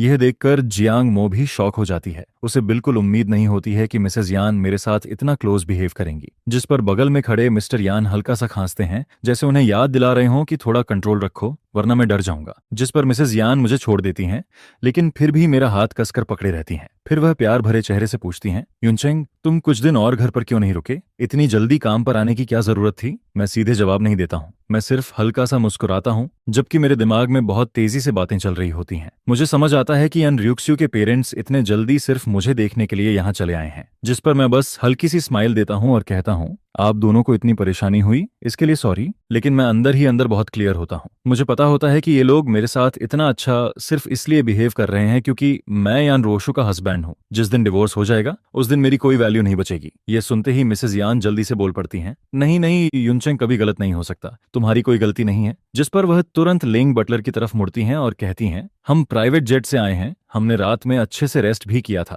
लेकिन उनके दिल में घबराहट बनी रहती है। उनकी आंखों में आंसू तक आने लगते हैं, जैसे वह सोच रही हों कि आखिर किसकी वजह से इतना अच्छा सन इन लॉ अपनी याददाश्त खो बैठा। जिस पर लेंग बटलर बार बार झुककर माफी मांगता है और कहता है, सॉरी ओल्डम मैडम सर, मुझसे गलती हो गई, मैंने ज्यादा बोल दिया। इसके बाद मिसेज यान अचानक मुस्कुराने लगती हैं। फिर वह मेरी तरफ देखकर कहती हैं, युनचेंग, तुम कौन सा काम करना चाहते हो? अगर तुम चाहो तो तुम्हारी मदर भी तुम्हारे साथ चलेगी। यह सुनकर जियांग मिनंग की आंखें लगभग बाहर आने लगती हैं। उसे यकीन ही नहीं होता कि मिसेज यान भी उसकी कंपनी में हाउस बेचने आने वाली हैं। लेकिन इससे पहले कि वह कुछ समझ पाता, मिस्टर यान भी तुरंत बोल पड़ते हैं, अगर युनचेंग को यह कंपनी पसंद है तो मैं इसे अभी खरीद कर उसे खिलौने की तरह गिफ्ट कर सकता हूँ। यह सुनते ही जियांग मिंग वहीं पर पूरी तरह स्टन्ड रह जाता है। उसे यकीन ही नहीं होता कि इतनी बड़ी किस्मत अचानक उसके सिर पर गिर सकती है। वहीं मैं हल्का सा नीचे देखता हूँ। मेरे दिल में थोड़ी हेल्पलेसनेस होती है, लेकिन साथ ही मुझे उनकी सिंसियरिटी भी फील होती है। जिस पर मैं धीरे से कहता हूँ, थैंक यू मॉम डैड, लेकिन मैंने पहले ही अंकल से कह दिया है, मैं सेल्स डिपार्टमेंट में जाकर हाउस बेचना चाहता हूँ। यह सुनकर यान फैमिली के दोनों एल्डर्स एक दूसरे की तरफ देखते हैं। हालांकि उन्हें हैरानी होती है, लेकिन फिर भी वे ज्यादा इंसाइट नहीं करते हैं। जिस पर मिस्टर यान मेरी तरफ मुड़कर कहते हैं, शिंगयुन सिटी के नीचे जितने भी प्रोजेक्ट्स हैं, मैं उन सबका ध्यान रख लूंगा। ये सुनते ही पूरे ऑफिस में सन्नाटा छा जाता है। हर कोई शॉक में पड़ जाता है,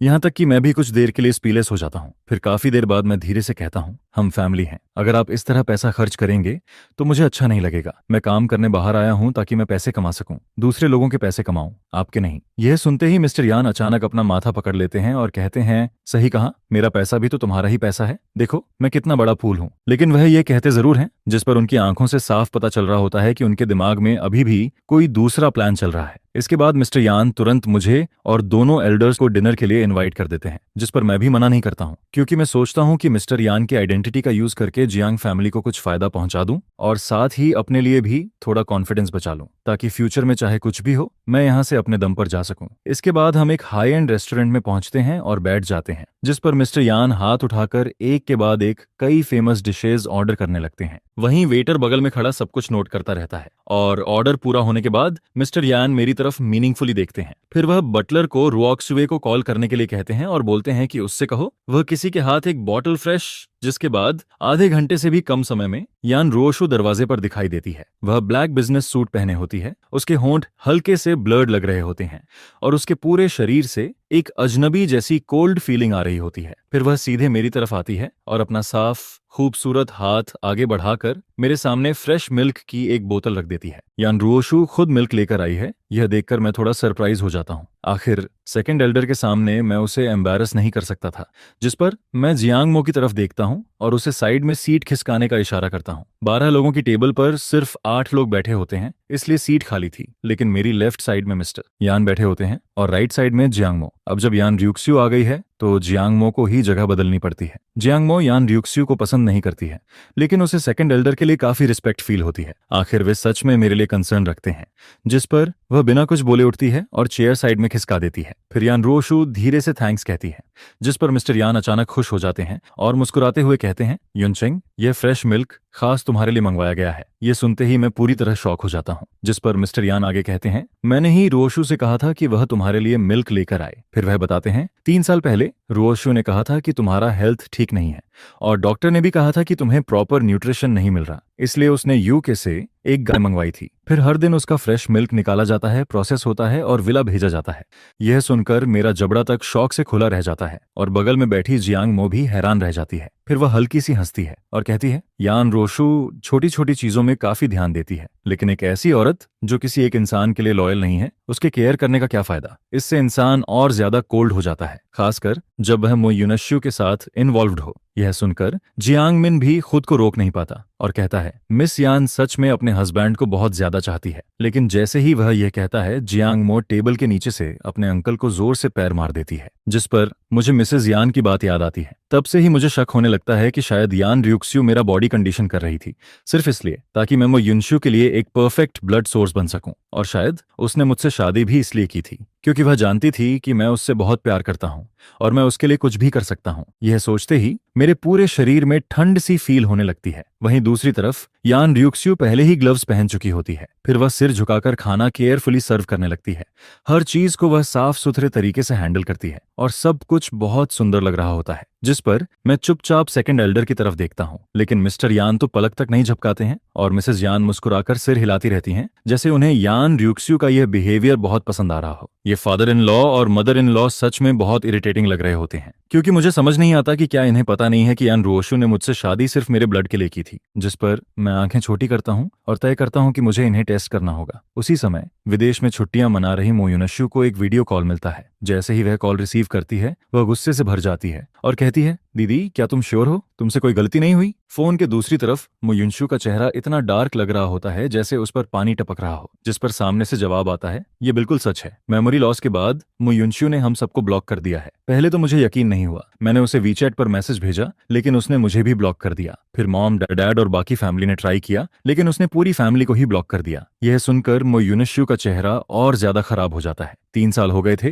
लेकिन वह अब तक यान रुओशु को पूरी तरह कंट्रोल नहीं कर पाई थी। पहले मो फैमिली ने जो बातें छुपाई थीं, वह बाहर नहीं आई थीं, लेकिन अब मेरी मेमोरी लॉस होने के बाद मैं उनसे रिश्ता खत्म करना चाहता हूं। और यह कोई एक्टिंग नहीं थी। मो युनश्यू को हॉस्पिटल में मेरी ठंडी आंखें याद आ जाती हैं, जिस पर वह घबराई हुई आवाज में पूछती है, उसने सच में यान रूह्यू और यान रूशुआंग के सामने कहा कि वह मुझसे रिश्ता खत्म करना चाहता है। सामने से जवाब आता है, हाँ, उसने साफ कहा कि अब से तुम्हारा और उसका कोई रिलेशन नहीं है। यह सुनते ही मो युनश्यू का दिल गले तक आ जाता है। फिर वह जल्दी से पूछती है, और ब्लड वाली बात, उसने उसके बारे में कुछ कहा? जिस पर सामने से जवाब आता है, पुप नहीं। यह सुनकर मो युनश्यू थोड़ी राहत की सांस लेती है। जब तक ब्लड वाली बात बाहर नहीं आती, तब तक उसके पास सब संभालने का मौका था। फिर वह तुरंत कहती है, दीदी मैं अभी फ्लाइट बुक करती हूँ और चाइना वापस आती हूँ। यह कहते हुए उसके चेहरे पर एक कैलकुलेशन वाली स्माइल आ जाती है, क्योंकि वह मेरे टेम्पर को अच्छे से जानती है। जिस पर वह मन ही मन सोचती है, मुझे खुद जाकर देखना होगा कि उसे सच में मेमोरी लॉस हुआ है या वह सिर्फ एक्टिंग कर रहा है। लेकिन दूसरी तरफ मो युनकिंग को अभी तक यह समझ नहीं आता कि मामला कितना सीरियस है। पूरा मियामू फैमिली एक बहुत बड़ी प्रॉब्लम की तरफ बढ़ रहा होता है और इस प्रॉब्लम की वजह वही लड़की होती है जिसे वे सबसे ज्यादा प्यार करते हैं। इसके बाद जैसे ही यान रियुक्स्यू मुझे सेल्स डिपार्टमेंट में लेकर जाती है, मुझे वहां बहुत ज्यादा गर्मी फील होती है, जिस पर वह तुरंत टिश्यू निकालती है और मेरे चेहरे का पसीना बहुत कंसर्न के साथ साफ करने लगती है। लेकिन मैं टिश्यू लेकर कहता हूं, मैं खुद कर लूंगा। फिर मैं जल्दी जल्दी अपने चेहरे का पसीना पोंछता हूं। यह देखकर जियांग मिंग तुरंत घबरा जाता है और कहता है, नहीं नहीं, मैं अगले 2 दिन में एसी लगवाने वाला था, मैं अभी अरेंज करता हूं। जिस पर यान रुओशु उसे ठंडी नजरों से देखती है और बिना किसी डाउट के कहती है, कंपनी के हर डिपार्टमेंट में ऐसी होना चाहिए। जियांग मिनिंग ऑकवर्ड होकर अपने माथे का ठंडा पसीना पोंछता है। फिर वह जल्दी से अपना मोबाइल निकालता है और सेक्रेटरी को सीधे ऑर्डर देता है, 1 लाख अर्जेंट, अभी के अभी एसी लगवाओ। जिस पर मेरे बगल में खड़ी जियांग मो धीरे से मेरी तरफ खिसकती है और कहती है, मुयुनचेंग, यह यान रुह्यू तुम्हारे लिए इतनी अच्छी क्यों है? जिस पर मैं उसे घूर कर देखता हूं और कहता हूं, तुम्हें इससे क्या? जांग मो तुरंत सिर हिलाती है और कहती है, नहीं, मेरा वो मतलब नहीं है, मुझे बस लगता है कि तुम दोनों के बीच कोई मिसअंडरस्टैंडिंग है, जैसे शायद उसे लगा हो कि तुम्हारे दिल में कोई और है, इसलिए वह तुम्हें खुद के पास नहीं आने देती। यह सुनकर मैं मन ही मन ठंडी हंसी हंसता हूं, कोई मिसअंडरस्टैंडिंग नहीं है। इसके बाद यान रियुक्स्यू अचानक कहती है, मुयुनचेंग कल फिर आएगा। यह कहकर वह जियांग मिंग को वहीं छोड़ देती है और बिना मुझे रिएक्ट करने का मौका दिए मेरा हाथ पकड़कर बाहर ले जाती है। जिस पर जियांग मिनिंग जल्दी से कहता है, ठीक है मिस्टर यान, आप आराम से जाइए। वहीं पीछे खड़ी जियांग मो चुपचाप यान रियुक्स्यू की तरफ देखती रहती है और मन ही मन सोचती है, यह औरत तो बिल्कुल नहीं चाहती कि मुझ युनचेंग को जरा सी भी तकलीफ हो। अगले ही पल यान रोशु मुझे बिना कुछ बोले एसी वाली कार में बैठा देती है। फिर वह खुद भी अंदर आती है और दरवाजा लॉक कर देती है। जिस पर मैं गुस्से में कहता हूं, तुमने कल रात क्या प्रॉमिस किया था? तुमने कहा था कि मुझे पूरी फ्रीडम होगी। लेकिन यान रियुक्स्यू जैसे मेरी बात सुनती ही नहीं है। वह बस कोल्ड आवाज में ड्राइवर को चलने के लिए कहती है। कार के अंदर की ठंडी हवा धीरे धीरे मेरे गुस्से को थोड़ा शांत कर देती है। 1 घंटे बाद कार रुकती है। फिर यान रोशु मेरा हाथ पकड़ती है और मुझे दूसरे विला के अंदर लेकर जाती है। जिस पर मैं उसका हाथ झटक देता हूं और कहता हूं, मैं खुद चल सकता हूं, मुझे पकड़ो मत। लिविंग रूम के सोफा पर यान रोशु चुपचाप बैठ जाती है। उसके चेहरे पर वही शांति होती है जो तूफान आने से पहले होती है। फिर वह मुझे देखती है और पूछती है, तुम इतनी मुश्किल जगह पर काम करने क्यों गए? यह कहते हुए वह मेरे चेहरे के पास आती है और मेरे गाल के पास की लट हटाने लगती है। पहले शायद मेरा दिल तेज धड़कने लगता, लेकिन अब मुझे सिर्फ इरिटेशन फील होती है। फिर वह धीरे से कहती है, मुझे अच्छा नहीं लगता कि तुम इतना हार्ड वर्क करो। यह सुनकर मैं मन ही मन हंसता हूँ। यह औरत सच में अजीब है। उसके मुंह से प्यार वाली बातें इतनी आसानी से निकलती हैं। शायद इसी वजह से मैं पहले उसके झांसे में आ गया था। वह मुझे मैनिपुलेट करना बहुत अच्छे से जानती थी। मैं उसका हाथ हटाता हूँ और ठंडी आवाज में कहता हूँ, मैं पैसे कमाना चाहता हूँ। भले ही मैं मिस्टर यान हूँ, लेकिन मैं सिर्फ नाम का हूँ। बाहर वालों को यह नहीं पता। वे मेरे नाम पर हाउस खरीदेंगे, मुझे अच्छा कमीशन मिलेगा। हाउस बेचूंगा, फिर ज्वेलरी बेचूंगा। इस आइडेंटिटी की जितनी वैल्यू है मैं उसका पूरा यूज करूंगा। जिस पर यान रियुक्स्यू मुझे ध्यान से देखती है और कहती है, मेरा सारा पैसा तुम्हारा ही तो है। मेरी सारी बैंक कार्ड्स तुम्हारे पास हैं। मुयुनचेंग, तुम्हें इतनी मेहनत करने की जरूरत ही नहीं है। यह सुनकर मैं कुछ पल के लिए रुक जाता हूँ। फिर मैं उसे देखता हूँ। क्या सच में उसकी सारी बैंक कार्ड्स मेरे पास हैं? मुझे इस बात पर बिल्कुल यकीन नहीं होता। जिस पर मैं तुरंत पूछता हूँ, तो फिर हमारा प्रीन्यूप्शियल एग्रीमेंट कहाँ है? उसे निकालो और मुझे दिखाओ। यह सुनते ही उसकी आंखों में एक ठंडी सी चमक आ जाती है। फिर वह धीरे से कहती है, कौन सा प्रीन्यूप्शियल एग्रीमेंट? हमारे बीच ऐसा कुछ नहीं है। मैं एकदम कंफ्यूज हो जाता हूँ। अगर ऐसा कुछ नहीं है तो फिर क्या हमने शादी ही नहीं की? लेकिन इंटरनेट पर हमारी शादी के फोटोज और न्यूज मौजूद हैं। इसका मतलब शादी हुई थी। फिर एग्रीमेंट क्यों नहीं था जब तक कि हम लीगली हस्बैंड वाइफ ही ना हो? जिस पर यान रोशु तुरंत अपना फोन निकालती है, फोटो एल्बम खोलती है और मेरे सामने हमारी शादी की फोटोज रख देती है। वे फोटोज शादी से 1 दिन पहले की होती हैं, लेकिन मैं तुरंत अपना चेहरा दूसरी तरफ घुमा लेता हूँ। मैं उन्हें और नहीं देखना चाहता। उन फोटोज में मैं कितना खुश दिख रहा था, कितनी स्वीट स्माइल थी मेरे चेहरे पर। लेकिन अब सोचता हूँ तो दिल में सिर्फ दुख फील होता है। शादी की फोटो में मैं जितना खुश था, वेडिंग नाइट में उतना ही रोया था। मेरा पुराना वाला खुद सच में बहुत बेवकूफ था। फिर यान रोशु धीरे से मेरा हाथ पकड़ती है और बहुत सॉफ्ट आवाज में कहती है, मुयुनचेंग, मुझे खुद से दूर मत करो प्लीज। हम हमेशा से एक दूसरे से प्यार करते आए हैं। यह सुनकर मैं ताना मारते हुए मुस्कुराता हूँ और कहता हूँ, तो फिर मुयुनशियू का क्या? जिस पर वह तुरंत कहती है, हम दोनों के बीच कुछ नहीं है। मैं सिर्फ तुमसे प्यार करती हूँ, तुम्हें मुझ पर भरोसा करना होगा। मुयुनशियू को डिप्रेशन है।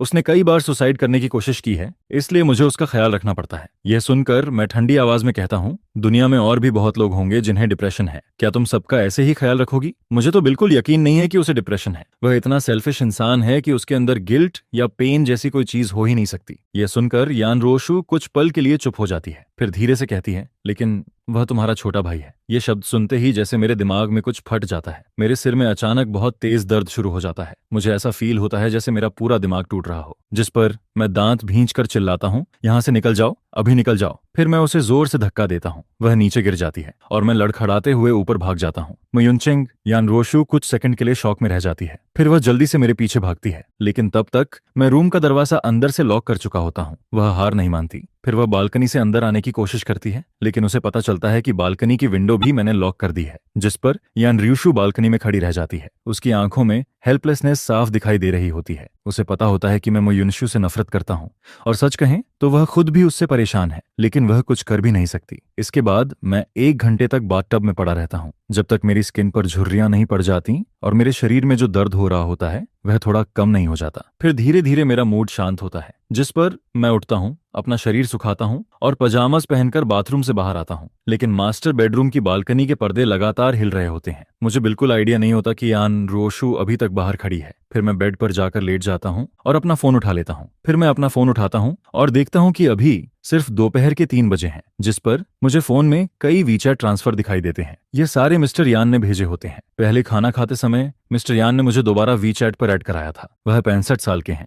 अगर उन्होंने 40 साल की उम्र में बेटी न की होती तो उनकी उम्र मेरे दादा बनने के लिए भी काफी थी। मैं कुछ मिनट तक उनका प्रोफाइल देखता रहता हूँ। फिर जैसे ही मैं फोन रखकर सोने वाला होता हूँ, तभी एक अननोन नंबर का कॉल आ जाता है। मैं पहले उसे इग्नोर करता हूँ, लेकिन सामने वाला बार बार कॉल करता रहता है, जिस पर मुझे थोड़ा अंदाजा हो जाता है कि यह कौन हो सकता है। फिर मैं आखिरकार कॉल उठा लेता हूँ। ब्रदर, मैं चाइना वापस आ रही हूँ, क्या तुम खुश हो? कॉल कनेक्ट होते ही सामने से एक नरम लेकिन अजीब सी मैलिशियस आवाज सुनाई देती है, जिस पर मैं तुरंत आंखें छोटी कर लेता हूँ। मुझे लगा था कि म्यू फैमिली में से कोई होगा जिसे मैंने ब्लॉक किया है, लेकिन मैंने यह बिल्कुल एक्सपेक्ट नहीं किया था कि वह खुद एमओ युनशियू होगी। मैं ठंडी हंसी हंसता हूँ और कहता हूँ, हाँ, मैं बहुत खुश हूँ। मैं तो बस तुम्हें मारने का इंतजार कर रहा हूँ, जल्दी वापस आओ। यह सुनते ही मुकियेतो युनशियू की बात जैसे उसके गले में ही अटक जाती है। मैं मन ही मन सोचता हूँ, युनशियू, तुमने मुझसे जो छीना है मैं उसका 1000 गुना वापस लूंगा। इसके बाद मैं उससे और बात करने की जरूरत नहीं समझता। मैं कॉल काट देता हूँ और उसका नंबर फिर से ब्लॉक कर देता हूँ। फिर मैं जल्दी ही सो जाता हूँ, लेकिन मेरे सपने में सिर्फ घुटन भरा अंधेरा होता है और किसी के रोने की आवाज आती रहती है। मुझे ऐसा फील होता है जैसे किसी ने बार बार मेरे शरीर में सुई चुभाई हो, जिस पर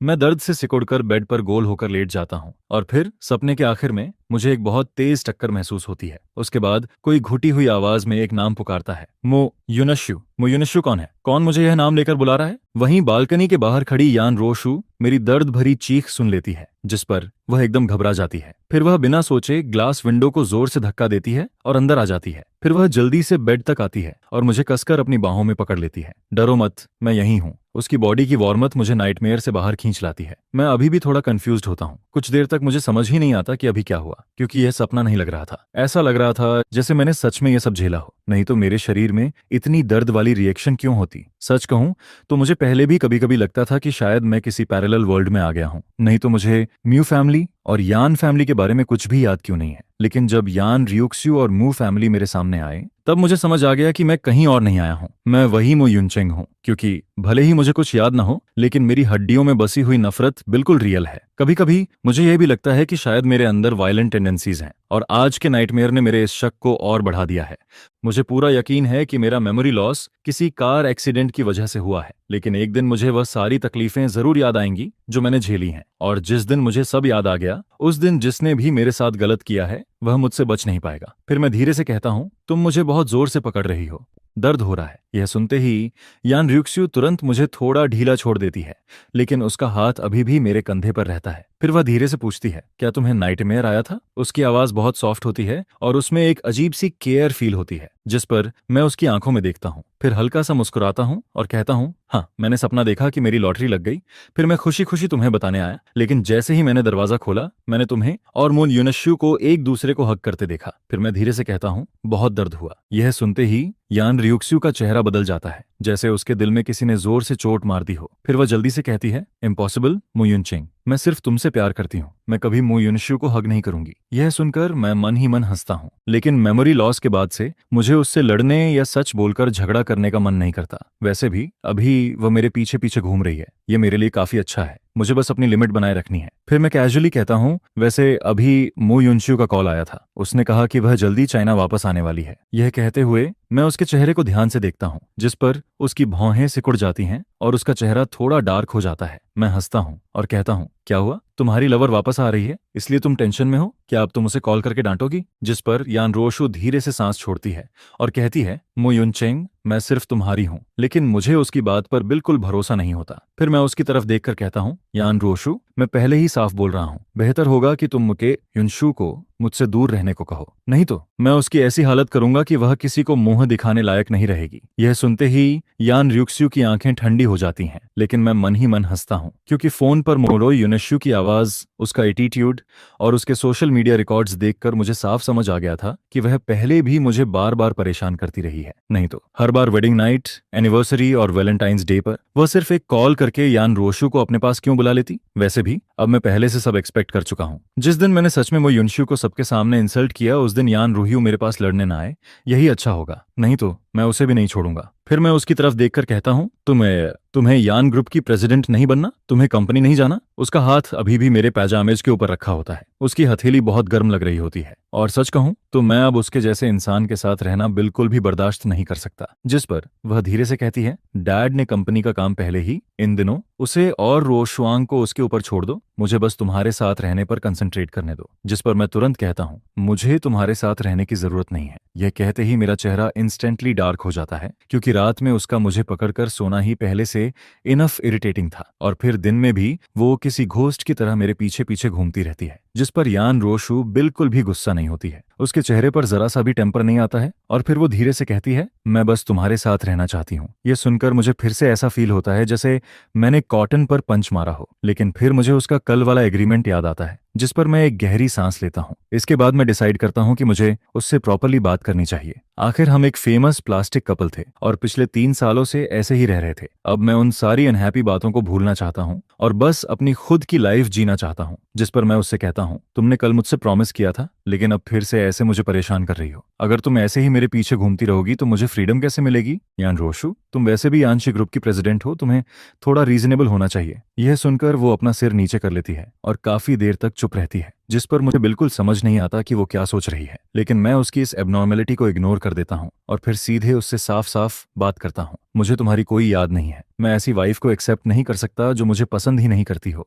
और तुम्हारे साथ मैरिड लाइफ जीने का तो सवाल ही नहीं उठता। जिस पर अगर तुमने इस तरह की बात दोबारा सोची तो मैं सीधे कोर्ट जाकर डिवोर्स के लिए केस फाइल कर दूंगा। जब मैं आखिरी वर्ड बोलता हूँ तब अंदर से मुझे थोड़ा गिल्टी फील होता है, क्योंकि मैं यान रोक्सवे की करंट स्टेटस अच्छी तरह जानता हूँ। ऐसे में कोर्ट जाकर डिवोर्स की बात करना खुद में एक जोक जैसा लगता है। मुझे तो ये भी लग रहा था कि वो शायद मेरा मजाक उड़ाएगी और कहेगी कि जाकर देखो कौन सा लॉयर तुम्हारा केस लेता है। लेकिन मेरे लिए शॉकिंग बात यह होती है कि यान रोशु मुझ पर हंसती नहीं है, बल्कि वो फिर से अपना हाथ बढ़ाती है और मुझे अपनी बाहों में खींच लेती है। जिस पर मैं उससे दूर होने की कोशिश करता हूँ, लेकिन तभी वो मेरे कान के पास धीरे से फुसफुसाती है, मो युनचेंग, तुम जो चाहो वो कर सकते हो, मैं सब मान लूंगी, लेकिन डिवोर्स वो कभी पॉसिबल नहीं है। इसके बाद मास्टर बेडरूम की विंडो जो पहले टूट गई थी, उसे ठीक करवाने के लिए यान रोशु नेचुरली लोगों को बुलाती है। वहीं मैं खुद को थोड़ा काम करता हूँ, कपड़े चेंज करता हूँ और बाहर निकल जाता हूँ। शाम को मैंने जियांग मो के साथ डिनर का प्लान बनाया था, और क्योंकि यान र्यूक्स्यू ने मुझसे फ्रीडम देने का प्रॉमिस किया था, इसलिए इस बार वो मेरे पीछे नहीं आती है। हालांकि सीक्रेटली बॉडीगार्ड्स अब भी मेरी प्रोटेक्शन कर रहे होते हैं। मुझे अपना पास्ट बिल्कुल याद नहीं है, जिस पर मैं किसी पर भी भरोसा नहीं करता हूँ। अगर इस वक्त मुझे किसी पर ट्रस्ट है तो वो सिर्फ जियांग मो है। हम दोनों रेस्टोरेंट में बैठते हैं, लेमनेड पी रहे होते हैं, तभी जियांग मो थोड़ी शॉक्ड होकर मुझे देखती है। फिर वो कहती है, मैंने तो सच में कभी एक्सपेक्ट नहीं किया था कि मो युनचेंग, यान फैमिली में तुम्हारा स्टेटस इतना हाई होगा। आज पूरे दिन कंपनी में यान रूहियो बिल्कुल रेस्टलेस रही है। मुझे तो हमेशा लगा था कि तुम यान फैमिली में बहुत ग्रीवेंस सहते हो, लेकिन असल में तो बात बिल्कुल उल्टी निकली।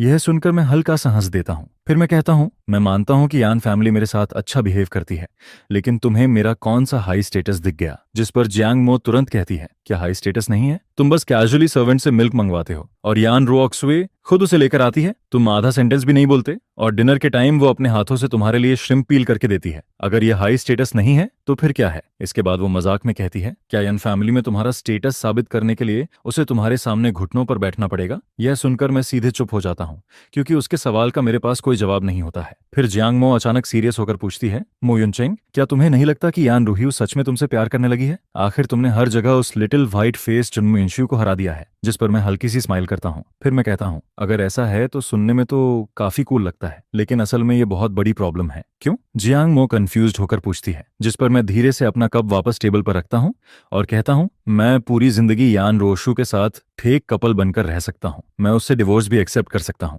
लेकिन मैं ये बिल्कुल एक्सेप्ट नहीं कर सकता कि वो मुझसे इतना प्यार करे। फिर मैं उसकी तरफ देखते हुए कहता हूँ, मैं किसी दूसरे आदमी से उसकी वुमन छीनने को पसंद नहीं करता। जो वुमन शुरू से किसी और की थी वो कभी मेरी हो ही नहीं सकती, और जिसे किसी और से छीना गया हो उसे कोई और भी मुझसे छीन सकता है। यह सुनकर जियांग मो सिर हिलाती है। फिर वो कहती है, सही कह रहे हो, ऐसी वुमन को भूल जाना ही बेटर है। वैसे भी लाइफ में वुमन कोई मस्ट हैव चीज नहीं होती है। उसकी यह बात सुनकर मैं राहत की सांस लेता हूँ, क्योंकि अगर वो मुझे मो युनशु से लड़कर यान रूहियू को वापस पाने के लिए कहती तो शायद हम दोनों के बीच सब खत्म हो जाता। मैं अपने इस इकलौते दोस्त को खोना नहीं चाहता था। इसी बीच वेटर जल्दी से डिशेस लेकर आता है, जिस पर हम दोनों खाते पीते हुए बातें करते रहते हैं और एटमॉस्फेयर काफी अच्छा बना रहता है। खाना खत्म होने के बाद मैं अपने पास्ट के बारे में पूछना शुरू करता हूँ। फिर मैं जियांग मो से पूछता हूँ, क्या तुम्हें पता है कि आखिर मेरी शादी यान र्यूक्स्यू से हुई कैसे थी? यह सुनकर जियांग मो पहले मुझे घूरती है और फिर अचानक जोर से हंस पड़ती है। उसके चेहरे पर एक स्ट्रेंज सेटिस्फैक्शन दिखाई देता है। फिर वो कहती है, क्योंकि तुमने उसे रिजेक्ट कर दिया था। जिस पर मैं पूरी तरह स्टनड रह जाता हूँ। मैंने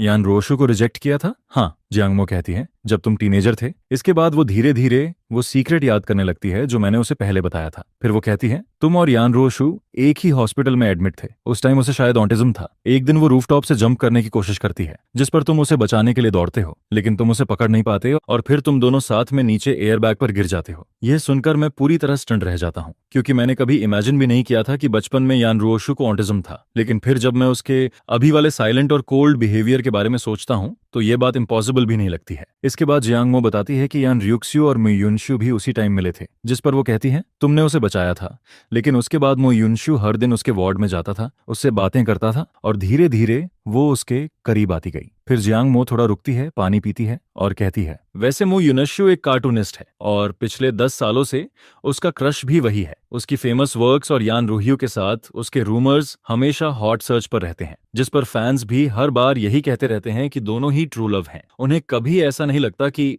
10 साल का क्रश अगर हॉस्पिटल वाले टाइम से गिना जाए तो सच में पूरे 10 साल हो जाते हैं। और फिर वो ऐसी मिस्ट्रेस बन जाती है जो शादी करने लायक भी नहीं है, लेकिन फिर भी सोचती है कि तुम जो उसके रियल हस्बैंड हो, तुम्हें घर छोड़कर निकल जाना चाहिए ताकि वो अपनी जगह बना सके। यह सुनकर मैं ऑलमोस्ट श्योर हो जाता हूँ कि जब यान रोशु ने मुझसे शादी की थी तब वो उसकी रखी हुई कंडीशन थी ताकि मैं म्यूटेड यून के लिए अपनी पढ़ाई कंटिन्यू कर सकूं, और क्योंकि मैंने उसकी जान बचाई थी इसलिए उसे मुझे यह नाम का हस्बैंड बनाना पड़ा जो बस नाम में था, रियल में नहीं। मैं पहले यान र्यूक्स्यू को पसंद करता था, जिस पर मैं अपने हाथों की तरफ देखता हूँ।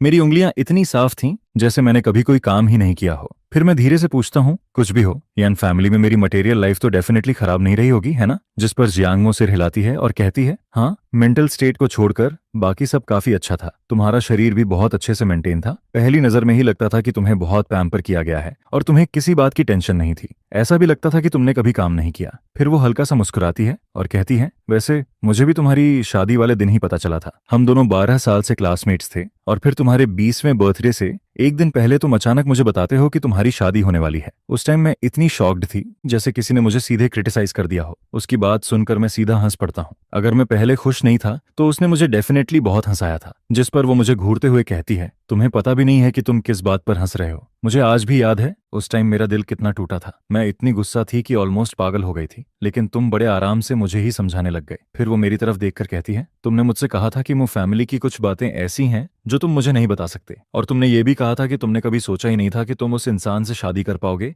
जिसे तुम पसंद करते हो, क्योंकि वो तुम्हारे लिए आसमान के चांद जैसी थी जिसे कोई छू नहीं सकता। जिस पर वो एक लंबी सांस लेती है और फिर कहती है, और फिर मैंने बिना सेल्फ रिस्पेक्ट के तुम्हें माफ कर दिया। उसी रात हम दोनों एक ही बेड पर बैठे रहे और पूरी रात बातें करते रहे। लंबी बातों के बाद उसे फाइनली समझ आया कि जिससे मेरी शादी होने वाली थी वो सच में आसमान का चांद थी, यान रोशु, जो हमारे स्कूल की फेमस सीनियर थी। इसके बाद जियांग मो कुछ देर के लिए रुकती है, पानी पीती है और फिर मेरे पास्ट के बारे में बताना कंटिन्यू करती है, क्योंकि मुझे अब कुछ भी याद नहीं है और वो नहीं चाहती थी कि कोई मुझे झूठ बोलकर मैनिपुलेट करे, खासकर वो फैमिली जिसने कभी मेरे साथ अच्छा बिहेव नहीं किया था। उसके बाद मैं उसे उसके घर छोड़ता हूँ और फिर ड्राइवर से विला वापस चलने के लिए कहता हूँ। रास्ते में मेरी नजर पैसेंजर सीट के पास बैठे बॉडीगार्ड के चेहरे पर जाती है। वो कुछ सेकंड्स तक बिल्कुल चुप बैठी रहती है। फिर मुझे याद आता है कि वो पूरे टाइम रेस्टोरेंट के बाहर मोबाइल चला रही थी। उस टाइम मुझे लगा था कि उसने हमारी बातें नहीं सुनी होंगी, लेकिन अब मुझे समझ आता है कि वो शायद मेरी सारी बातें यान रोशु को बता रही थी। जब मैं विला पहुंचता हूँ तब मैं ऊपर जाकर शॉवर लेने वाला होता हूँ, लेकिन तभी मैं देखता हूँ कि मिस्टर यान और यान रुओशु दोनों लिविंग रूम में बैठे हुए हैं, जिस पर मैं उनके पास जाता हूँ और ऐसा नहीं है। और तभी यान रुओशु मेरा हाथ पकड़कर मुझे अपने पास बैठा लेती है। फिर वो धीरे से पूछती है, तुम थक गए हो क्या? इसके बाद मिस्टर यान मुस्कुराते हुए कहते हैं, रुओशु की मसाज स्किल बहुत अच्छी है। वो क्लियरली अपनी आइसबर्ग जैसी बेटी को प्रमोट कर रहे होते हैं। जिस पर मैं हल्का सा मुस्कुराकर कहता हूँ, नहीं डैड, मैं टायर्ड नहीं हूँ, मैं बस अपने फ्रेंड के साथ डिनर करके आया हूँ। फिर मिस्टर यान तुरंत कहते हैं, रुओशु जाओ, यूनचेंग के लिए बाथ वाटर रेडी करो। ये सुनकर मुझे इंस्टेंटली समझ आ जाता है कि वो मुझसे अकेले में बात करना चाहते हैं। वो नहीं चाहते कि यान रियुक्सु यहाँ बैठी रहे। जिस पर यान रुओशु बिना कुछ बोले ओबीडियंटली ऊपर चली जाती है और मेरे लिए पानी तैयार करने लगती है। फिर मिस्टर यान मेरी तरफ देखते हैं, जैसे उन्हें पता हो कि मैं क्या सोच रहा हूँ या आता समझ रहा हूँ। वो धीरे से सांस लेते हैं और कहते हैं, जब बात तुम्हारे लिए अच्छी चीजों की आती है तभी वो मेरी बात मानती है, वरना वो मेरी भी नहीं सुनती। यह सुनकर मैं थोड़ा कंफ्यूज्ड हो जाता हूँ, लेकिन फिर भी मैं इस बारे में ज्यादा नहीं सोचता। फिर वो मेरी तरफ देखकर कहते हैं, यूनचेंग, डैड कुछ टाइम के लिए यहाँ रहना चाहता है, तुम्हें बुरा तो नहीं लगेगा? यह सुनकर मैं तुरंत होश में आता हूँ और सिर हिलाकर कहता हूँ, ऐसा कैसे हो सकता है डैड, आप जितने दिन चाहें यहाँ रह सकते हैं। जियांग मो ने मुझे बताया था कि यान रियुक्सु से शादी होने के बाद वो यान फैमिली का पुराना घर छोड़कर इस लेक व्यू विला में अकेली रहने लगी थी। इसलिए मुझे समझ नहीं आता कि अचानक मिस्टर यान यहाँ क्यों रहना चाहते हैं। जिस पर वो मेरी तरफ ऐसे देखते हैं जैसे उन्हें मुझ पर बहुत तरस आ रहा हो। शायद उन्हें मैंने लगता है कि मैं अभी भी वही समझदार यूनचेंग हूँ जो कभी उनसे दूर नहीं होगा। फिर वो धीरे से कहते हैं, यूनचेंग, डैड जानता है कि तुम्हारे साथ बहुत बड़ा अन्याय हुआ है। रुओक्सु इमोशंस के मामले में हमेशा कंफ्यूज्ड रही है। ये कहते हुए वो अपने हाथ से एक डॉक्यूमेंट निकालते हैं और मेरी तरफ बढ़ा देते हैं। फिर वो धीरे से कहते हैं, हालांकि रुओशु कहती है कि उसका सारा पैसा तुम्हारे पास है, इसलिए तुम्हें शायद पैसों की जरूरत नहीं होगी, लेकिन यह तुम्हारी माँ और मेरी तरफ से अपॉलॉजी है। जिस पर मैं नीचे देखता हूँ और पता चलता है कि वो यान ग्रुप के 5% शेयर्स का गिफ्ट लेटर है। मैं तुरंत उसे कॉफी टेबल पर रख देता हूँ और सिर हिलाकर मना कर देता हूँ। फिर मैं कहता हूँ, मैं आपकी और मॉम की फीलिंग्स समझता हूँ, लेकिन मैं ये शेयर्स नहीं ले सकता। मैंने यान ग्रुप के लिए कुछ भी नहीं किया है और वैसे भी हम दोनों के बीच सब कुछ ठीक नहीं है, हमारे बच्चे भी नहीं होंगे, फिर मुझे ये शेयर्स क्यों चाहिए? इसके बाद मैं धीरे से कहता हूँ, और अगर फ्यूचर में हमारा डिवोर्स हो गया तो ये शेयर्स चीजों को और कॉम्प्लिकेटेड बना देंगे। ये सुनकर मिस्टर यान कुछ बोलना चाहते हैं, लेकिन फिर रुक जाते हैं। फिर वो मेरी तरफ देखते हैं जैसे वो कुछ सोच रहे हों। वो थोड़ा हेजिटेट करते हैं और फिर पूछते हैं, तुम्हें कैसे पता कि मो युनशु क्या सोच रहा है? जिस पर मैं सिर हिलाता हूँ और कहता हूँ, डैड, जो कहना है सीधे कहिए। उसने मुझे कल कॉल किया था और मुझे लगा कि वो मेरे लिए बहुत होस्टाइल है। यह सुनते ही मिस्टर यान का चेहरा इंस्टेंटली बदल जाता है। फिर वो गुस्से में कहते हैं, उसने तुम्हें कॉल करने की हिम्मत कैसे की? रुओशु ने उसे साफ वार्निंग दी थी कि वो तुम्हें डिस्टर्ब नहीं करेगा। उनका चेहरा देखकर मुझे इंस्टेंटली समझ आ जाता है कि भले ही यान रियुक्सु मो युनशु की तरफ हो, लेकिन वो उसे मेरे सामने ट्रबल क्रिएट करने की परमिशन कभी नहीं देती है। मिस्टर यान अचानक एक भारी सांस लेते हैं और फिर कहते हैं, यूनचेंग, ऐसा नहीं है कि डैड तुम्हारे भाई की बुराई करना चाहता है, लेकिन जब तुम सिर्फ 10 साल के थे तब भी वो हॉस्पिटल में हर जगह तुम्हारा क्रेडिट छीन रहा था। फिर वो मेरी तरफ देखते हैं और कहते हैं, जब रोशु को कुछ हुआ था तब उसने सबको कहा कि रूफटॉप पर तुम्हें वही लेकर गया था। यह सुनकर मैं तुरंत समझ जाता हूँ कि मुन्ना युनशु ने मुझे बहुत पहले से ही कैलकुलेट करना शुरू कर दिया था। वो शुरू से मेरी हर चीज छीनना चाहता था। मैं यह क्लियरली फील कर सकता हूँ कि वो मुझसे बहुत नफरत करता है। लेकिन अजीब बात यह है कि पिछले 20 सालों में हमेशा मेरे साथ ही गलत हुआ है, मेरा ही नुकसान हुआ है, फिर भी मैं उससे नफरत नहीं करता। लेकिन वो मुझसे इतनी नफरत क्यों करता है? जिस पर मैं मिस्टर यान की तरफ देखकर कहता हूँ, डैड, मुझे बताइए, मैं मो युनशु और यान रूहियू पहली बार कैसे मिले थे? मुझे कुछ भी याद नहीं है। जियांग मो को भी बस थोड़ा बहुत पता है, लेकिन उसे पूरी बात नहीं पता। जिस पर मिस्टर यान धीरे से सिर हिलाते हैं और कहते हैं, ठीक है, पहले इधर आओ और chicken soup P low. Dad तुम्हें धीरे धीरे सब बताता है। इसके बाद वो मुझे डाइनिंग टेबल तक लेकर जाते हैं और थर्मोस खोलकर चिकन सूप निकालते हैं। फिर वो मुस्कुराकर कहते हैं, ये ओल्ड हाउस में बना है, खास तुम्हारे लिए लाया हूँ। तुम्हें हमेशा से डैड के हाथ का चिकन सूप सबसे ज्यादा पसंद था। यह सुनकर मेरा दिल एक पल के लिए रुक जाता है। मैं अपने फादर इन लॉ के हाथ का चिकन सूप देखता हूँ और कुछ बोल नहीं पाता। फिर मिस्टर यान हंसते हुए कहते हैं, अगर ये बाउल ऑफ चिकन सूप नहीं होता तो रोशु मुझे तुम्हें देखने भी नहीं देती। मैं बस चुपचाप बैठा रहता हूँ, क्योंकि मुझे पता है मैं यान रोशु के दिल में नहीं हूँ। वहां हमेशा मो युनशु ही था। लेकिन फिर भी मैं एक 60 साल के आदमी से क्या आर्ग्यू करता? जिस पर मैं चुपचाप बैठ जाता हूँ, उनकी बातें सुनता हूँ और छोटे छोटे सिप लेकर चिकन सूप पीता रहता हूँ। 2 बाउल चिकन सूप के बाद मुझे फाइनली समझ आता है कि हम तीनों पहली बार हॉस्पिटल में कैसे मिले थे। असल में जब मैंने यान रियुक्सु को बचाया था, उसके बाद उसे अकेले वार्ड में रखा गया था और मो युनशु हर दिन उससे बात करने जाता था। लेकिन उस टाइम छोटी यान रियुक्सु किसी को भी इग्नोर कर देती थी। वो पूरी तरह अपनी ही दुनिया में रहती थी। जिस पर चाहे मो युनशु पूरे 1 हफ्ते तक उसके साथ रहा, फिर भी दोनों दोस्त नहीं बने। फिर जूनियर हाई स्कूल में यान रियुक्सु हमारे ही स्कूल में आ गई। लेकिन उस टाइम स्कूल में किसी को ये नहीं पता था कि वो मिस्टर यान की बेटी है। मैं ये सब सोच ही रहा होता हूँ तभी मिस्टर यान मुझे एक गर्म टॉवल देते हैं, जिस पर मैं थोड़ा कंफ्यूज हो जाता हूँ। तभी मिसेज यान अचानक मुस्कुराने लगती हैं और कहती हैं, हमारी तीनों बेटियों में रुओशुआ सबसे कम मांगने वाली थी और उसे कभी किसी चीज का लालच भी नहीं था। फिर वो कहती हैं, हमें तो लगा था कि रुओशुआंग या रुओयू सबसे पहले अपने बॉयफ्रेंड को घर लेकर आएंगी, लेकिन किसने सोचा था कि रुओशु, जो अभी अभी 20 साल की हुई थी, वो अचानक ओल्ड हाउस आकर कहेगी कि उसे शादी करनी है। यह सुनकर मुझे 3 साल पहले वाला फैसला याद आता है जब मेरी और रुओशु की शादी हुई थी, जिस पर मिसेज यान अब भी खुश होकर कहती हैं, उस दिन जब तुम दोनों खाना खाकर गए थे तब मैं और तुम्हारे डैड बहुत देर तक खुश होते रहे थे। मैं ऊपर से ऐसे दिखाता हूँ जैसे मैं कैजुअली बातें सुन रहा हूँ, लेकिन असल में मैं लगातार मिसेज यान के एक्सप्रेशन को देख रहा होता हूँ और फिर मुझे समझ आता है कि वो झूठ नहीं बोल रही हैं। उन्हें हमारी शादी की असली बात कभी पता ही नहीं थी। फिर अचानक मिसेज यान चुप हो जाती हैं। कुछ सेकंड्स बाद वो धीरे से कहती हैं, असल में मैंने भी रुओशु से पूछा था। उस टाइम सर्कल में बहुत रूमर्स थे। फिर वो कहती हैं, मैं इतनी गुस्सा हो गई थी कि मैंने उसे घर बुलाया और पूछा, लेकिन उसने सिर्फ इतना कहा, मेरा मो युनशु से कोई लेना देना नहीं है,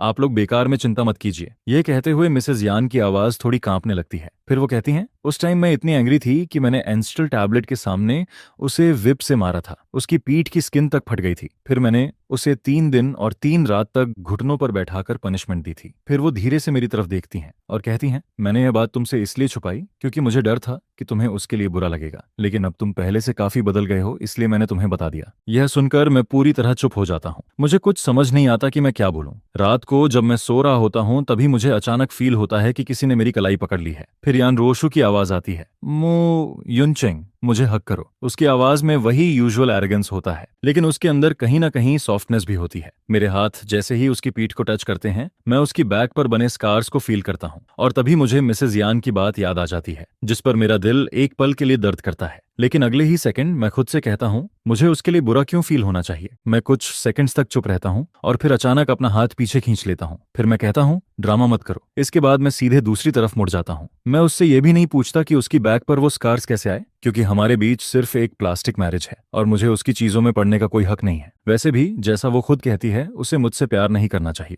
वरना उसका एंड बहुत बुरा होगा। यह सोचकर मैं ऑलमोस्ट हंस पड़ता हूँ। कोर्ट, डिवोर्स, अगर मैं पिछले 3 सालों की हर बात याद रखने की कोशिश करता तो शायद मैं उसका वो सीक्रेट वेबो अकाउंट उसके मुंह पर फेंक देता और उसे दिखाता कि पहले वो मेरे साथ कितना अनफेयर थी। मैंने सुना था कि हमारी तीसरी वेडिंग एनिवर्सरी पर वो मो युनशु के साथ बाहर चली गई थी और उसी दिन मैं हॉट सर्च देखकर इतना टूट गया था कि मैं कार लेकर बाहर निकल गया, लेकिन रास्ते में एक्सीडेंट हुआ, कार में आग लग गई और फिर सब कुछ बदल गया। जिस पर मैं उसकी तरफ देखकर ठंडे स्वर में कहता हूँ, तुम्हें खुश होना चाहिए कि मैंने सिर्फ अपनी याददाश्त खोई है। अगर मैं मर गया होता तो शायद तुम्हारे लिए आसान होता। यह सुनते ही यान रुओशु का पूरा शरीर फ्रीज हो जाता है। वो एक वर्ड भी नहीं बोल पाती। मेरी बात सुनकर उसका चेहरा सफेद पड़ जाता है, जैसे उसकी पूरी सोल फट गई हो। फिर मैं उसकी तरफ देखता हूँ और धीरे से कहता हूँ, यान रोशु, ये मत सोचना कि सिर्फ तुम्हारे डैड के यहाँ आ जाने से हमारे बीच कुछ बदल जाएगा। तुम्हारे डैड हैं और तुम हो। इसके बाद मैं उसे साफ वार्निंग देता हूँ, हमारे बीच जो एग्रीमेंट हुआ था तुम हमेशा उसे फॉलो करोगी, वरना मुझे सीधा डिवोर्स के लिए केस फाइल करने में कोई प्रॉब्लम नहीं होगी। फिर मैं दोबारा उसकी तरफ पीठ कर लेता हूँ और सीधा आंखें बंद करके सोने की कोशिश करता हूँ। अब मेरे पास जॉब है और मुझे कल काम पर भी जाना है। मेरे पास इतना टाइम नहीं है कि मैं उसके साथ बैठकर इन बेकार बातों को क्लियर करूं। वैसे भी इन सब बातों के बारे में सोचने से सिर्फ मैं अंदर ही अंदर परेशान होता हूं और मेरा मूड और खराब होता है। मैं अब बस आगे देखना चाहता हूं, पीछे कभी नहीं। ये सोचते सोचते मैं जल्दी सो जाता हूं। लेकिन दूसरी तरफ यान रोशु मेरी इस बेरुखी से पूरी तरह फ्रीज हो जाती है। वो पूरी रात बेड पर चुपचाप पड़ी रहती है और पहली बार उसे यह डाउट होने लगता है कि उसने जो चॉइस की थी वो सही थी या नहीं। उसी टाइम मो युनश्यू, जिसे मो युनकिंग और उसकी बाकी 2 बहनों ने खुद एयरपोर्ट से पिक किया था, घर पहुंचते ही हवा की तरह लिविंग रूम में घुसता है, जिस पर वो सीधा अपने मॉम और डैड को गले लगा लेता है। यह देखकर म्यू फैमिली के मॉम डैड तुरंत खुश हो जाते हैं और कहते हैं, अरे युनशु वापस आ गया, आओ जल्दी बैठो, पहले जूस पी लो। जिस पर मो युनशु मुस्कुराकर कहता है, thank you mom, thank you dad. फिर वो पूरे फैमिली के बीच बैठ जाता है। उसकी तीनों बहनें भी उसके पास बैठ जाती हैं। वो धीरे धीरे जूस के 2 सिप लेता है और फिर अपने पेरेंट्स की तरफ देखकर कहता है, मॉम डैड, बड़ी बहन ने कहा कि भाई को एमनीजिया हो गया है। यह सुनते ही मुंह फादर का चेहरा उतर जाता है और वो जोर से नाक से सांस छोड़ते हैं। मुंह मदर का चेहरा भी तुरंत खराब हो जाता है। साफ दिख रहा था कि उन्हें हॉस्पिटल वाला दिन अब भी याद है, जब मैं वार्ड में उनसे बहुत ठंडे तरीके से मिला था। जिस पर म्यू मदर गुस्से में कहती हैं, यह कोई टीवी सीरियल नहीं चल रहा है, बस एक छोटा सा कार एक्सीडेंट हुआ था। मैंने डॉक्टर से पूछा भी था, उसने कहा था कि बस हल्का कॉन्फ्यूजन है। फिर मेमोरी कैसे जा सकती है? मुझे तो लगता है कि वो सिर्फ ड्रामा कर रहा है ताकि यान रोशु का अटेंशन उसे मिले। यह सुनकर मो युनशु का एक्सप्रेशन थोड़ा बदल जाता है, क्योंकि हॉस्पिटल वाले दिन के बाद से वो कई रातों से ठीक से सोया नहीं था। उसके दिमाग में बार बार यही चल रहा था कि शायद मैं उसकी नकल कर रहा हूं, क्योंकि हर बार जब भी वो कहता था कि उसकी तबीयत खराब है, यान रोशु तुरंत उसके पास पहुंच जाती थी। और अब शायद मैं भी वही कर रहा था, जिस पर मुझे युनशु की आंखों में हल्की ठंडक आ जाती है। फिर वो धीरे से कहता है, वो सिर्फ अनकंफर्टेबल होने की एक्टिंग नहीं कर रहा होगा, वरना यान र्यूशु मो युनचेंग को छोड़कर मुझे देखने क्यों आती? जैसे ही यान र्यूशु का नाम आता है, मो फैमिली की दूसरी बेटी मो युनशुई गुस्से से भर जाती है। फिर वो कहती है, यह यान र्यूशु भी ना सच में अंधी है। हमारे युनशु जैसा अच्छा आदमी उसे नहीं चाहिए, और पूरे दिन उस मो युनचेंग के पीछे घूमती रहती है। फिर वो और गुस्से में कहती है, अगर मो युनचेंग ने युनशु की पसंद छीनकर उससे शादी नहीं की होती तो युनशु डिप्रेशन में जाता क्या? हर बात पर सुसाइड करने की सोचता क्या? इसके बाद तीसरी बहन भी बोल पड़ती है, और यान रोशु भी कम नहीं है। वो भूल गई कि रूफटॉप पर चढ़कर उसे बचाने कौन गया था। उस टाइम युनशु की तबीयत खुद कितनी खराब थी, फिर भी वो हर दिन उसके वार्ड में जाता था, उससे बात करता था, उसे ड्राइंग सिखाता था। फिर वो गुस्से में कहती है, इतना सब करने के बाद भी उसने युनशु को छोड़कर मुटे युनचेंग को चुन लिया। सच में उसका कॉन्शियस तो जैसे मर चुका है। जिस पर मोती युनशु तुरंत अपनी आंखें नीचे कर लेता है। उसकी आंखें धीरे धीरे लाल हो जाती हैं, जैसे उसके साथ बहुत बड़ा अन्याय हुआ हो। फिर वो धीरे से कहता है, second sister, third sister, please ऐसा मत कहो। यह देखकर मू फादर का दिल और पिघल जाता है। वो तुरंत कहते हैं, ठीक है, अब और मत बोलो। युनशु के जख्मों पर नमक मत छिड़को। फिर वो गुस्से में कहते हैं, यह सब मुझ युनचेंग की गलती है। उसने पहले युनशु का हक छीना, फिर उसकी पसंद की लड़की भी छीन ली, और वो यान रूह्यू भी पागल है। इतने अच्छे युनशु को छोड़कर मुकिरिशी युनचेंग को चुन लिया। फिर वो गुस्से में कहते हैं, देखो उसने हमारे युनशु को कितना हर्ट किया है। जिस पर मुखी युनकिंग अचानक बोल पड़ती है, आप लोगों ने आज का हॉट सर्च नहीं देखा क्या? जब वो एयरपोर्ट से मोटे युनशु को लेने गई थी, तब उसने रास्ते में मोबाइल चलाया था। उसी टाइम उसने हॉट सर्च में मेरा नाम देख लिया था। फिर उसने कमेंट्स पढ़े और उसे पता चला कि मैं जियांग फैमिली की रियल एस्टेट कंपनी में काम कर रहा हूँ, क्योंकि यान फैमिली के प्रेसिडेंट का हस्बैंड उनकी कंपनी में एक आम एम्प्लॉय बनकर काम कर रहा था। इसलिए बात सीधा हॉट सर्च पर पहुंच गई थी। लेकिन मैं युनकिंग को छोड़कर बाकी मू फैमिली को अभी तक यह बात नहीं पता थी। जिस पर मू युनशु धीरे से पूछता है, बिग सिस्टर कौन सा हॉट सर्च? फिर मो युनकिंग उसकी तरफ देखकर कहती है, मो युनचेंग हॉस्पिटल से डिस्चार्ज होने के बाद जियांगमो के अंकल की रियल एस्टेट कंपनी में जॉब कर रहा है,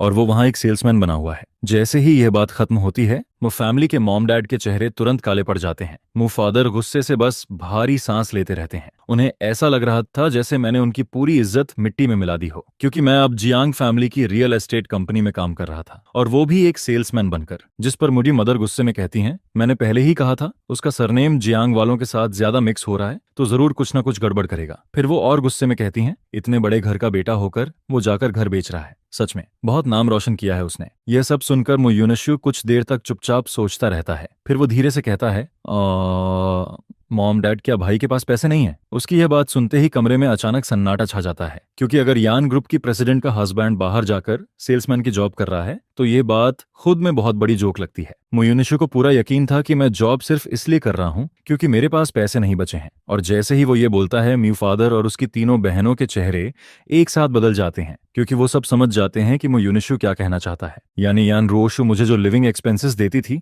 वो शायद मुझे पूरे नहीं मिलते थे, और अब मेरे पास पैसे नहीं बचे, इसलिए मुझे खुद बाहर निकलकर काम करना पड़ रहा है। काफी देर बाद मो मदर धीरे से कहती हैं, अगर उसके पास पैसे नहीं थे तो वो घर वालों से कह नहीं सकता था क्या? जाकर घर बेचने लगा। सच में बहुत समझदार है। वो हमेशा कार्ड्स खेलता था और पैसे हार जाता था, और उसे सच में लगता था कि मेरे पैसे हवा से आते हैं। किसी को क्या पता था कि यान रोशु मुझे जो पैसे देती थी वो बिल्कुल भी अनलिमिटेड नहीं थे। यह सुनकर मुतोरी युनशु की आंखों में एक चमक आती है, और फिर वो तुरंत मो फादर का हाथ पकड़ लेता है। फिर वो कहता है, भले ही मैं और भाई एक ही लड़की को पसंद करते हैं, लेकिन आखिर हम भाई हैं। अब अगर उसके पास पैसे नहीं हैं और वो घर बेचने तक पहुंच गया है तो हमें उसकी हेल्प करनी चाहिए। जिस पर म्यू फादर ठंडी सांस लेते हैं, लेकिन इस बार वो कुछ बुरा नहीं कहते। फिर मो युनशु अपनी बहनों की तरफ देखकर मुस्कुराता है और कहता है, सिस्टर्स चलो हम सब मिलकर भाई को समझाते हैं। इसके बाद वो फिर से कहता है, अगर भाई के पास सच में पैसे नहीं हैं तो हम पहले उसे पैसे दे देते हैं। हम सिस्टर यान की भी इंसल्ट नहीं होने दे सकते, और ना ही आउटसाइडर्स को यह लगने देना चाहिए कि हम अपने भाई के साथ अच्छा बिहेव नहीं करते। जिस पर मुंह से मदर तुरंत सिर हिलाती हैं और कहती हैं,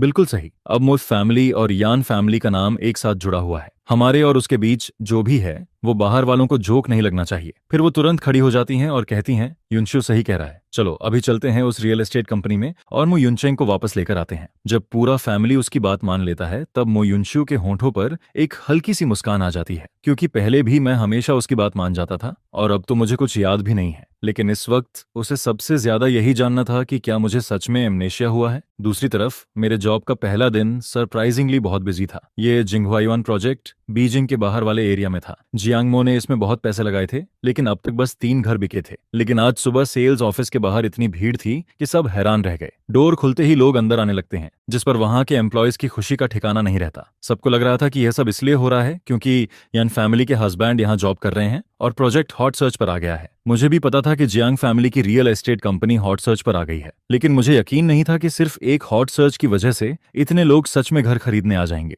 पहले मुझे लगा कि वो सब सिर्फ तमाशा देखने आए हैं, लेकिन फिर 3 लोगों ने सीधे एडवांस जमा कर दिया। और सबसे बड़ी बात, वो तीनों ऐसे फादर्स थे जिनके छोटे छोटे बच्चे थे। यह देखकर मैं खुद को रोक नहीं पाता और उन्हें समझाने लगता हूँ। मैं कहता हूँ, यह बीजिंग के बाहर का एरिया है और हाउस अभी रेडी भी नहीं हुआ है। आपको अपने बच्चों के स्कूल के बारे में पहले से सोच लेना चाहिए। मैं पैसे कमाना चाहता था, लेकिन मैं ऐसे लोगों से पैसे नहीं कमाना चाहता था जो पहली नजर में ही बहुत सिंपल लग रहे थे। इसलिए मैं उन्हें समझाता हूं कि सिर्फ हॉट सर्च देखकर जल्दी फैसला मत कीजिए। लेकिन तभी उनमें से एक आदमी जो करीब 30 साल का था एक्साइटेड होकर कहता है, हमने तो अपने बच्चों के लिए ही पैसे उधार लेकर डिपॉजिट दिया है। फिर वो आदमी जिसे सब ब्रदर झांग बुला रहे थे मुझे समझाता है, मेरा एक क्लासमेट यान ग्रुप में असिस्टेंट है। उसने बताया कि यान ग्रुप जिनहुआयुआन के पास एक पब्लिक प्राइमरी स्कूल बनाने वाला है। फिर वो कहता है 2 साल के अंदर स्कूल बन जाएगा, उसके बाद ये पूरा एरिया स्कूल डिस्ट्रिक्ट बन जाएगा। यह सुनकर मैं एक गहरी सांस लेता हूँ, फिर खुद को काम करके कहता हूँ, सॉरी मुझे पहले एक कॉल करनी होगी। इसके बाद मैं पैंटी में चला जाता हूँ और यान रोशु को कॉल करने की सोचता हूँ, लेकिन तभी मुझे याद आता है कि उसका नंबर अभी भी मेरे ब्लैकलिस्ट में है, जिस पर मैं पहले उसे ब्लैकलिस्ट से बाहर निकालता हूँ और फिर उसे कॉल करता हूँ। उसी टाइम यान रोशु मीटिंग में बैठी होती है। पूरा कॉन्फ्रेंस रूम बिल्कुल शांत होता है, लेकिन तभी उसका फोन अचानक बज उठता है, जिस पर वो एकदम से चौंक जाती है, क्योंकि यह उसका पर्सनल फोन था जो हमेशा ऑन रहता था, लेकिन उसमें सिर्फ एक ही कॉन्टैक्ट सेव था और वो कॉन्टैक्ट मेरा था। इसके बाद वो तुरंत मीटिंग छोड़कर ऑफिस में चली जाती है। उसके हाथ हल्के से कांप रहे होते हैं। फिर वो जल्दी से कॉल उठाती है, युनचेंग।